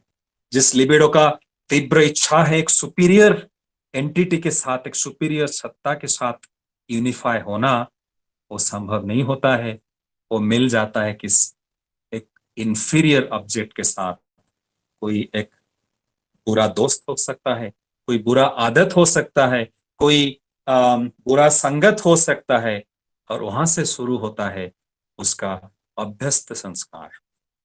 जो जन्मगत संस्कार था वो शायद अगर अच्छा संस्कार लेके भी आया होता है, लेकिन वो जन्मगत संसार चला जाता है, वो अभ्यस्त संस्कार में डूब जाता है, जो वृत्ति प्रवृत्तियां, बुरे आदत, कॉम्प्लेक्सेस उनके द्वारा कबलित होता है, उनका दास बन जाता है और जीवन पतनमुखी होता है, नीचे की तरह बढ़ता रहता है। और जिस परिवार में स्वामी और स्त्री के अंदर निरंतर झगड़ा होता है, शांति नहीं रहता है, जिस परिवार में स्त्री स्वामी के प्रति निष्ठा भक्ति नहीं रखती है, जहां पे स्वामी का स्नेह नहीं होता है स्त्री के प्रति, स्त्री को पोषण नहीं देता है जो स्वामी, उसका रक्षा करना जिसको मालूम नहीं होता है, जिसके अंदर जिसका परिवार में निरंतर झगड़ा होता है, फाइट होता है, वहां पे जो लिबिडो होता है बच्चों का, इतना सिवियरली वो डैमेज्ड हो जाता है, उसको वहां से उस अवस्था से, इस डैमेज्ड लिबिडो कंडीशन से उनको निकालना कभी कभी असंभव जैसा महसूस होता है। और इसी तरह जो डैमेज्ड लिबिडो है, उसका जो परिप्रकाश है, उसका परिप्रकाश है एक शुष्क जीवन, एक एम्प्टी लाइफ, एक प्यार प्रेम शून्य जीवन, जो जीवन में शायद कोई प्यार नहीं है, एक एम्प्टीनेस जिसके अंदर भरा हुआ है। ऐसा एक बच्चा बड़ा होके ऐसा ही बनता है, वो एग्रेसिव बनता है, वो दूसरों का हार्म करता है, वो ग्रीडी बनता है, सेल्फ सेंटर्ड बनता है और अपना जो स्वार्थ उसके पीछे भागता रहता है, किसी को शायद प्यार देना नहीं जानता है, क्योंकि उसका जो libido, urge for unification, inferior objects के साथ वो जुड़ गया है, लग गया है, और इसीलिए उसका पतन का शुरुआत हो चुका है।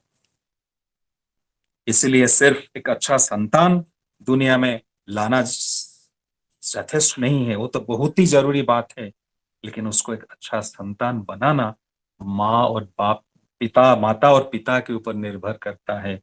अगर वो जो बच्चा बड़ा होके ईश्वर जैसे ईश्वरीय शक्ति लेके दिव्यमान व्यक्तित्व बनेगा, या असुर और शैतान का परिप्रकाश लेके एक पतनमुखी, एक निम्नगामी जीवन का अधिकारी होगा, वो निर्भर करता है पिता और माता के ऊपर। और वहां पे शुरुआत होता है पतन का या जीवन में आगे बढ़ने का सिलसिला। तो ऐसा एक डैमेज्ड लिबिडो जिसका अंदर है, जिसका अंदर हृदय शुष्क हो गया है, जिसके अंदर शायद प्यार नहीं है, जो एक एग्रेसिव बंदा बन गया है, जो एक डैमेजिंग पर्सनालिटी हो गया है, जिसके अंदर भालोबासा, प्रेम प्रीति जैसे शुष्क हो गया है, ऐसा एक आदमी अगर एक जीवंत आदर्श के शरण में आता है किसी भी तरह, अगर इसका अवकाश अगर उसको मिलता है, अगर वो जीवंत आदर्श, वो परम पुरुष, पुरुषोत्तम जब उसका जीवन में प्यार का प्लावन सृष्टि करते हैं, प्यार का, प्रेम का गंगा जब बहना देते हैं, तब फिर उसके अंदर परिवर्तन शुरू होता है। एलिवेशन का जर्नी, उत्थान का जो सफर वहां से शुरू होता है। आप लोगों ने हेम कवि के बारे में सुना है, वो शराबी थे, शराब में डूबे रहते थे, बहुत बड़ा कवि थे। ठाकुर जी के पास आए थे, ठाकुर जी के पास आके बोल रहे हैं, ठाकुर मुझे लोग घृणा करते हैं, मुझे लोग पसंद नहीं करते हैं, मुझसे लोग दूर भागते हैं, आप क्या मेरे साथ बात करना पसंद करेंगे? ठाकुर जी ने, क्यों नहीं करूंगा, तुम्हें तो मैं प्यार करता हूं, तुम्हें मैं प्रेम करता हूं। कि हम कवि कह रहे हैं, ठाकुर जी मैं शराबी हूं, मैं शराब लेता हूं, मेरा चरित्र कलंकित है। ठाकुर जी बोल रहे, तो क्या हुआ, उससे मेरा क्या है, तुम मेरा बंधु हो, तुम मेरे साथ रह सकते हो। इसी तरह हेम कवि का श्री ठाकुर जी के पास आना जाना शुरू हुआ। ठाकुर जी फिर एक दिन उनको कहा कि तुम्हें शराब चाहिए तो मैं तुम्हें शराब भी दे सकता हूं, लेकिन तुम मेरे साथ रहो। वहां से शराब देना ठाकुर जी का शुरू हुआ, और हिमायतपुर में जो लोग थे उन्होंने प्रचार करना शुरू किया। सत्संग आश्रम में शराब का कारोबार हो रहा है, शराबी लोग वहां पे आते हैं, सत्संग आश्रम का यही हाल है।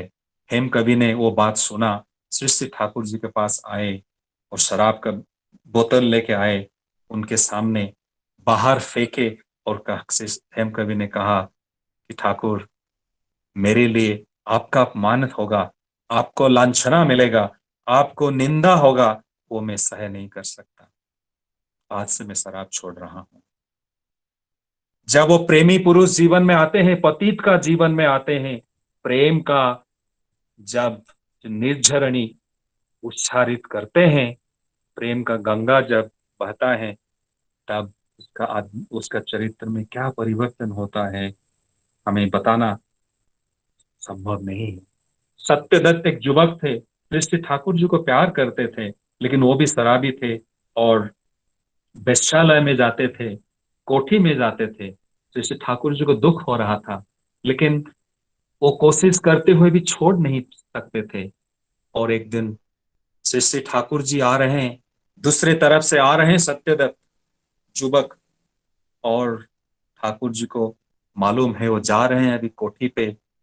ठाकुर जी ने उनके साथ बात करना शुरू किए और कहा, सत्यदत्त, मेरा एक तो बात मान सकता है? सत्यदत्त ने कहा, जरूर मान सकता हूं ठाकुर, आप बोलिए क्या आप मांग रहे हैं। ठाकुर जी बोल रहे, एक चीज मुझे तेरे से चाहिए, तो क्या मुझे दे सकता है? सत्यदत्त ने कहा, आपको जो चाहिए मैं देने के लिए तैयार हूं। ठाकुर जी ने कहा, मैं ब्राह्मण का संतान हूं, मुझे तुझे प्रतिज्ञा करना पड़ेगा कि तो मैं जो मांगूंगा तो मुझे देगा। सत्यदत्त ने कहा, मैं प्रतिज्ञा करता हूं ठाकुर, आप जो मांगेंगे मैं देने के लिए तैयार हूं, मैं आपसे प्यार करता हूं।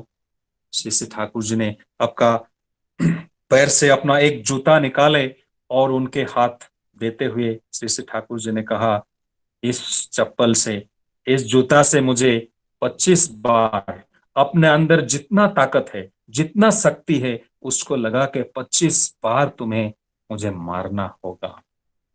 श्री सत्यदत्त के हाथ में ठाकुर जी का जूता है, समझ नहीं पा रहे हैं, हाथ कांप रहा है, रो रहे हैं, बोल रहे ठाकुर असंभव है, वो मैं नहीं कर सकता, आप जो भी कुछ मांग लीजिए, मांगना चाहिए मांग लीजिए, इस काम में कर नहीं सकता। ठाकुर जी बोल रहे तुम ब्राह्मण को प्रतिज्ञा किए हो, इसको उल्लंघन कर नहीं सकते हो। सत्यदत्त ने कहा, ठाकुर मैं कर नहीं सकता, चाहे मेरा पाप हो, कुछ भी हो, लेकिन एक काम मैं कर नहीं सकता। श्री ठाकुर जी कह रहे हैं, इसके सिवा तो मेरा कोई उपाय नहीं, मेरा तो दोष है, मेरा तो कोई कमी रह गया है, तुझे मैं तो एक अच्छा इंसान बना नहीं पाया।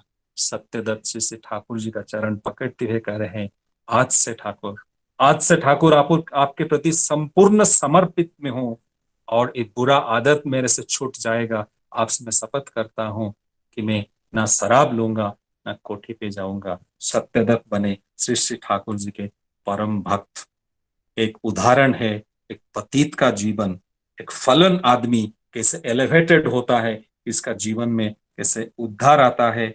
जो आदमी जिसका डिस्टॉर्टेड लिबिडो होता है या डैमेज लिबिडो होता है, जिसके अंदर प्यार जैसे शुष्क हो गया है, उसके अंदर जैसे कोई प्रेम प्रीति नहीं है, जो स्वार्थी है, इस एक आदमी के अंदर, इस हृदय के अंदर, एक डैमेज्ड लिबिडो वाला एक आदमी के अंदर, एक पतित आदमी के अंदर श्री ठाकुर जी प्यार का निर्झर बहा सकते हैं।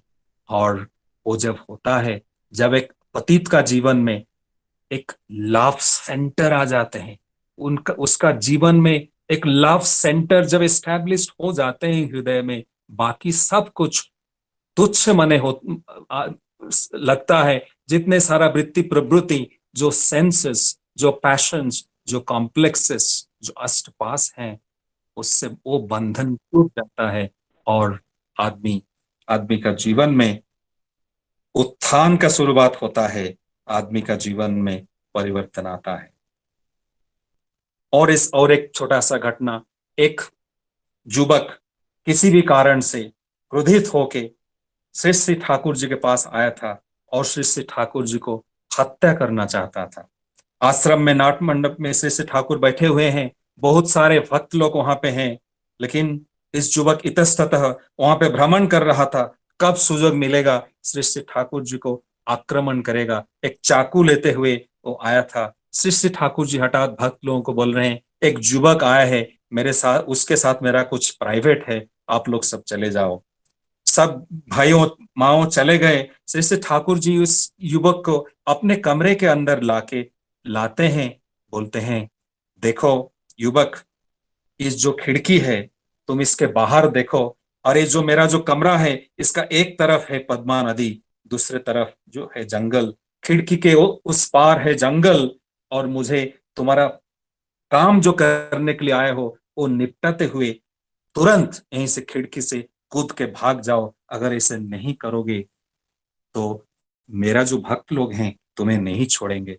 तुम किस उद्देश्य से आए हो वो मुझे मालूम है, काम निपटते हुए तुरंत यहीं से भाग जाओ, नहीं तो लोग तुम्हें नहीं छोड़ेंगे। वो जो युवक आदमी अपना चाकू निकालते हुए श्री श्री ठाकुर जी की तरफ हाथ उठा रहा है, उसका हाथ कांप रहा है। थोड़ी देर के बाद श्री श्री ठाकुर का चरण पकड़ते हुए कह रहा है, ठाकुर मैं जीवन में तो बहुत सारे लोग देखे हूं, जीवन में दयालु आदमी जिनके अंदर दया और प्रेम भरपूर है, ऐसे आदमी तो बहुत देखे हूं, लेकिन ऐसा कोई आदमी नहीं देखा था अभी तक जो अपना हत्यारे के प्रति भी प्रेम करते हैं। जिनको हत्या करने के लिए जो आदमी आया है उसके प्रति भी उनका प्रेम है, वो अपना जान बचा के कैसे भाग सकता है उसके लिए भी और आप चिंतित हैं। प्रभु मुझे क्षमा कीजिए, रक्षा कीजिए, मैं आपका शरण में आता हूं। ऐसे ही होता है एक पतित का जीवन में उद्धार का जो सफर, इसका सिलसिला ऐसे ही शुरू होता है, ऐसे ही उसका शुरुआत होता है। जैसे ठाकुर जी कह रहे हैं, हर आदमी के अंदर एक 5 मूल चीजें हैं। वो 5 चीजें जो है वो है चरित्र, व्यवहार, अभ्यास, इच्छा शक्ति एवं आकुलता। आकुलता इज द अर्ज, जो व्याकुलता है। जैसे ठाकुर जी बोल रहे हैं, इस 5 जो मूल चीजें हैं वो 5 शक्ति है उसके अंदर, लेकिन वो निर्भर करता है आदमी कैसे होगा। इस 5 चीजों का प्रकाश, 5 चीजों का एडजस्टमेंट कैसा हुआ है। अगर उसका चरित्र कुचरित्र में परिवर्तित हो गया है, उसका व्यवहार सुव्यवहार नहीं होते हुए दुर्व्यवहार जैसा है, उसका अभ्यास अगर कुअभ्यास है, उसके अंदर इच्छा शक्ति जैसे शुष्क हो गया है और उसके अंदर आकुलता जैसे विलुप्त हो गया है, इसी तरह का जिसका स्वभाव जिसके अंदर है वो तो पतित है। लेकिन जब जीवन में जीवंत आदर्श आते हैं, जीवंत आदर्श का दीक्षा लेते हुए जब आदमी आगे बढ़ता है, वो जीवंत आदर्श उनके अंदर झांकते हुए उसके अंदर जो 5 चीजें हैं उसको नियंत्रित कर सकते हैं। उसका वो 5 चीजों का एडजस्टमेंट, उसका चरित्र, व्यवहार, अभ्यास, इच्छा और आकुलता, उसका नियंत्रण जब होता है, जब एडजस्टमेंट होता है, एडजस्टमेंट का अर्थ है add to the just, just के साथ जब ऐड होता है, इस सारी चीजें जब इस सुप्रीम बीइंग को, जीवंत आदर्श को फुलफिल करने के लिए, उनको उनका सेवा करने के लिए, उनको आनंद देने के लिए जब मेरा चरित्र, व्यवहार, अभ्यास, इच्छा एवं आकुलता जब उनको लेकर मशगूल हो जाता है, तब इसका अंतर्निहित शक्ति जो है उसका विकास होता है, उसका भाव जागृत होता है। वो संभव है जब आदमी अनुराग के सहित जीवंत आदर्श को, पुरुषोत्तम को, सदगुरु को जीवन में ग्रहण करता है और अपना चरित्र का रूपांतरण करने के लिए कोशिश करता है, व्यवहार, अभ्यास, इच्छा और आकुलता का विकास करने के लिए निरंतर कोशिश करता है। जब वो होता है जैसे ग्रह के तरह, जो ग्रह का जीवन में केंद्र होता है, जो सूरज, उसको लेके अपना कक्ष में, अपना ऑर्बिट में घूमता रहता है, लेकिन जो कॉमेट्स है, जो उल्का है, उसका कोई केंद्र नहीं होता है। वो जैसे प्रीतेश भाई ने कह रहे थे, उसका जीवन जैसे स्कैटर्ड है, विक्षुरित है, कहाँ गिरता है, उसका हालत क्या होता है वो बताना भी मुश्किल है। जैसे एक गिरा हुआ पत्थर इसी तरह हो जाता है। लेकिन जो पत्थर है उसके अंदर भी शक्ति है, लेकिन वो पत्थर वो एक पत्थर के अंदर शक्ति है, एक पेड़ में, जो आम का पेड़ में एक बड़ा सा आम को गिराने का शक्ति इस पत्थर के अंदर है। लेकिन वो पत्थर जब तक एक आदमी के हाथों अपने को समर्पण नहीं किया है, वो आदमी इस पत्थर को उठा के जब आम के तरफ नहीं फेंक रहा है, तब तक क्या आम गिरेगा? इसी तरह आदमी के अंदर अनंत शक्ति सुप्त अवस्था में निरंतर आदमी के अंदर है। लेकिन वो आदमी जब तक एक जीवंत आदर्श के प्रति समर्पित होके अपने को उनको समर्पण नहीं करेगा, जब चालक अगर मेरा शरीर और मन उनका इंस्ट्रूमेंट है, जब तक मैं इंस्ट्रूमेंट होते हुए भी ऑपरेटर को प्रति में समर्पित नहीं होगा, ऑपरेटर को अगर मशीन अपने को समर्पण नहीं करेगा, तो ऑपरेटर उसको चलाएगा कैसे?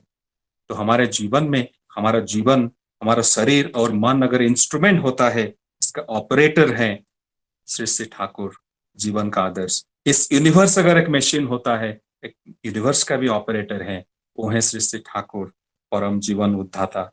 तो हमें इस गंगा नदी के तरह बनना है। हमारे अंदर चाहे कितना मैला हो, आवर्जना हो, लेकिन जब सागर संगम में हम मिल जाते हैं समुद्र के साथ, हमारे अंदर जितने सारे का चारित्र्य का दुर्बलता है, मैला आवर्जना है, जो कुछ गंदगी है, उसको सागर में मिला देते हैं। सागर हमें बना देता है एक स्वच्छ पवित्र नदी। इसी तरह जब हम इस पुरुषोत्तम के साथ, जैसे आग का इच्छा होता है सूरज के साथ मिलने के लिए, पानी का इच्छा होता है, नदी का इच्छा होता है समुद्र के साथ मिलने के लिए, आत्मा का निरंतर इच्छा है परमात्मा के साथ जुड़ने के लिए। इस परमात्मा के साथ जब हम जुड़ेंगे अनुराग के सहित और उनको ग्रहण करते हुए, हमारा चरित्र, व्यवहार, अभ्यास, इच्छा और आकुलता का जब रूपांतरण होगा, तब पतित से हम दिव्य जीवन का अधिकारी बन पाएंगे। सत्संग का समय सीमित है, मुझे 30 मिनट दिया गया था। मुझे लगता है मैं थोड़ा 2-3 मिनट ज्यादा बोल चुका हूं और आपसे क्षमा चाहता हूं। आप लोग सभी का मंगल कामना करते हुए श्री श्री ठाकुर जी का रातुल चरण में प्रार्थना करता हूं। वंदे पुरुषोत्तम। जय गुरु।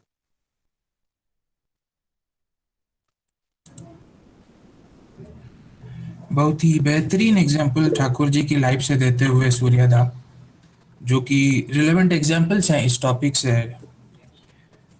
सो it was a very nice speech सूर्यदा। We are very much inspired by your speech, and we will try to keep all those things in our mind, and we'll try to put it in our daily lives as well. Thank you for the opportunity. जय गुरु। जय गुरु। अभी मैं doctor Praful Panigrahi दा को अनुरोध करूंगा, जो हमारे साथ उड़ीसा से जुड़े हुए हैं, वो चारार गान पेश करें।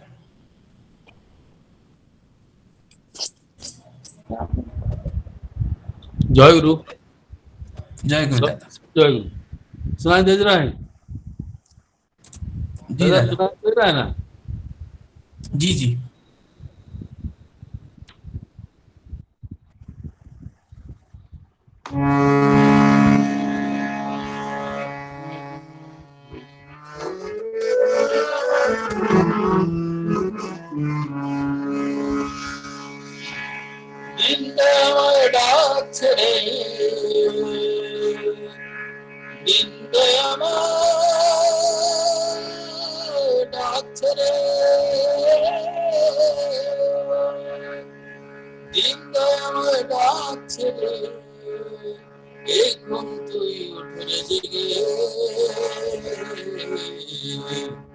जीवन प्रतिव्रती है इष्ट पथे चलो निभगे।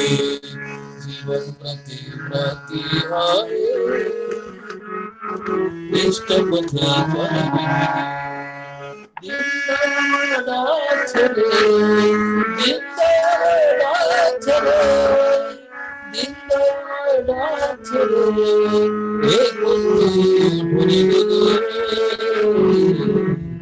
जीवन प्रतिव्रती है इष्ट पथे चलो निभगे। जीवन प्रतिव्रती প্রতি হয় কৃষ্ণ পথে চলো রে বেগে বাজার করে বাঁচতে গুরু নিষ্ঠা গেল জাহান্নামে ভাঙবে কি তোর সন্তানের হবে কি কিছু লাখ জন্মে বাজার ঘুরে বাঁচতে গুরু নিষ্ঠা গেল জাহান্নামে ভাঙবে কি তোর সন্তানের হবে কি কিছু লাখ জন্মে উদ্ধই বিভেদ করিস শ্রী চৈতন্য রসুল কৃষ্ণে জীবন ধারে আবির্ভূত হলে কই ওরা তাও জানিস নে উদ্ধই বিভেদ করিস শ্রী চৈতন্য রসুল কৃষ্ণে জীবন ধারে আবির্ভূত হলে কই ওরা তাও জানিস নে সিদ্ধান্তে যে আসতে না রে সিদ্ধান্তে যে আসতে না রে তড়িৎ চলন বেগে বিবেক বুদ্ধি ভিন্ন তাহার আদর্শ নেই জেগে বিবেক বুদ্ধি ভিন্ন তাহার আদর্শ নাই জেগে দীনদয়াময় ডাকছে দীনদয়াময় ডাকছে দীনদয়াময় ডাকছে এখন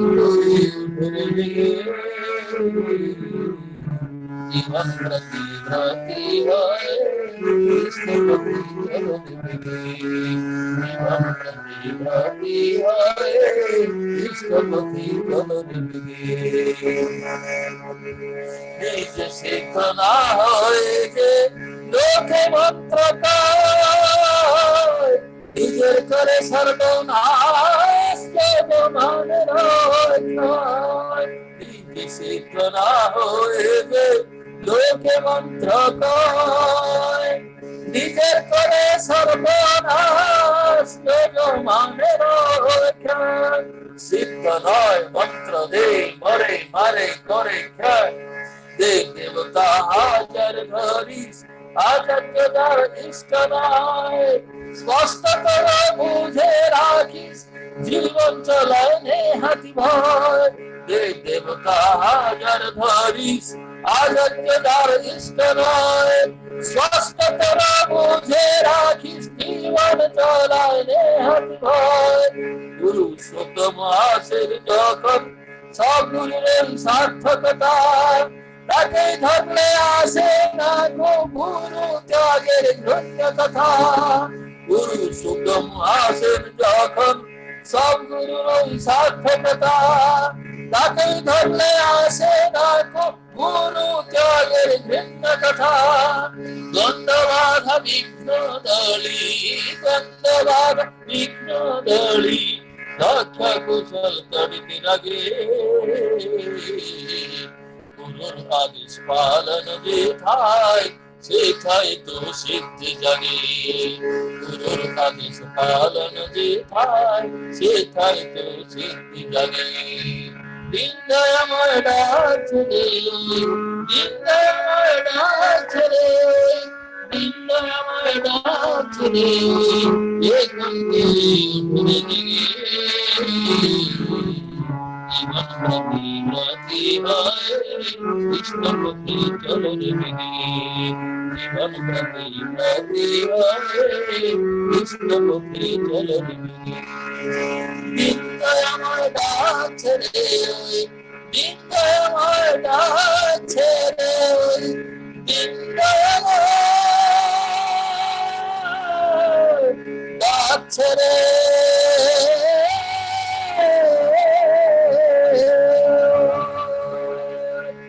वंदे पुरुषोत्तमं वंदे पुरुषोत्तमं वंदे पुरुषोत्तमं परम प्रेममय श्री श्री ठाकुर अनुकूल चंद्र जी की परम प्रेममय श्री श्री ठाकुर अनुकूल चंद्र जी की परम प्रेममय श्री श्री ठाकुर अनुकूल चंद्र जी की परम आराध्या जगत जननी श्री श्री बड़मा की परम आराध्या जगत जननी श्री श्री बड़मा की परम आराध्या जगत जननी श्री श्री बड़मा की परम पूज्य पाद श्री श्री बड़दा की परम पूज्य पाद श्री श्री बड़दा की परम पूज्य पाद श्री श्री बड़दा की परम पूज्य पाद आचार्य देव श्री श्री दादा की, परम पूज्य पाद आचार्य देव श्री श्री दादा की, परम पूज्य पाद आचार्य देव श्री श्री दादा की, सत्संग की, सत्संग की, सत्संग की। वंदे पुरुषोत्तमं, वंदे आद्य मित्रं, वंदे मातृप्रदान, वंदे अहं पृष्ठयोतां, वंदे पुरुषोत्तमं, वंदे पुरुषोत्तमं। परम प्रेममय श्री श्री ठाकुर अनुकूल चंद्र जी की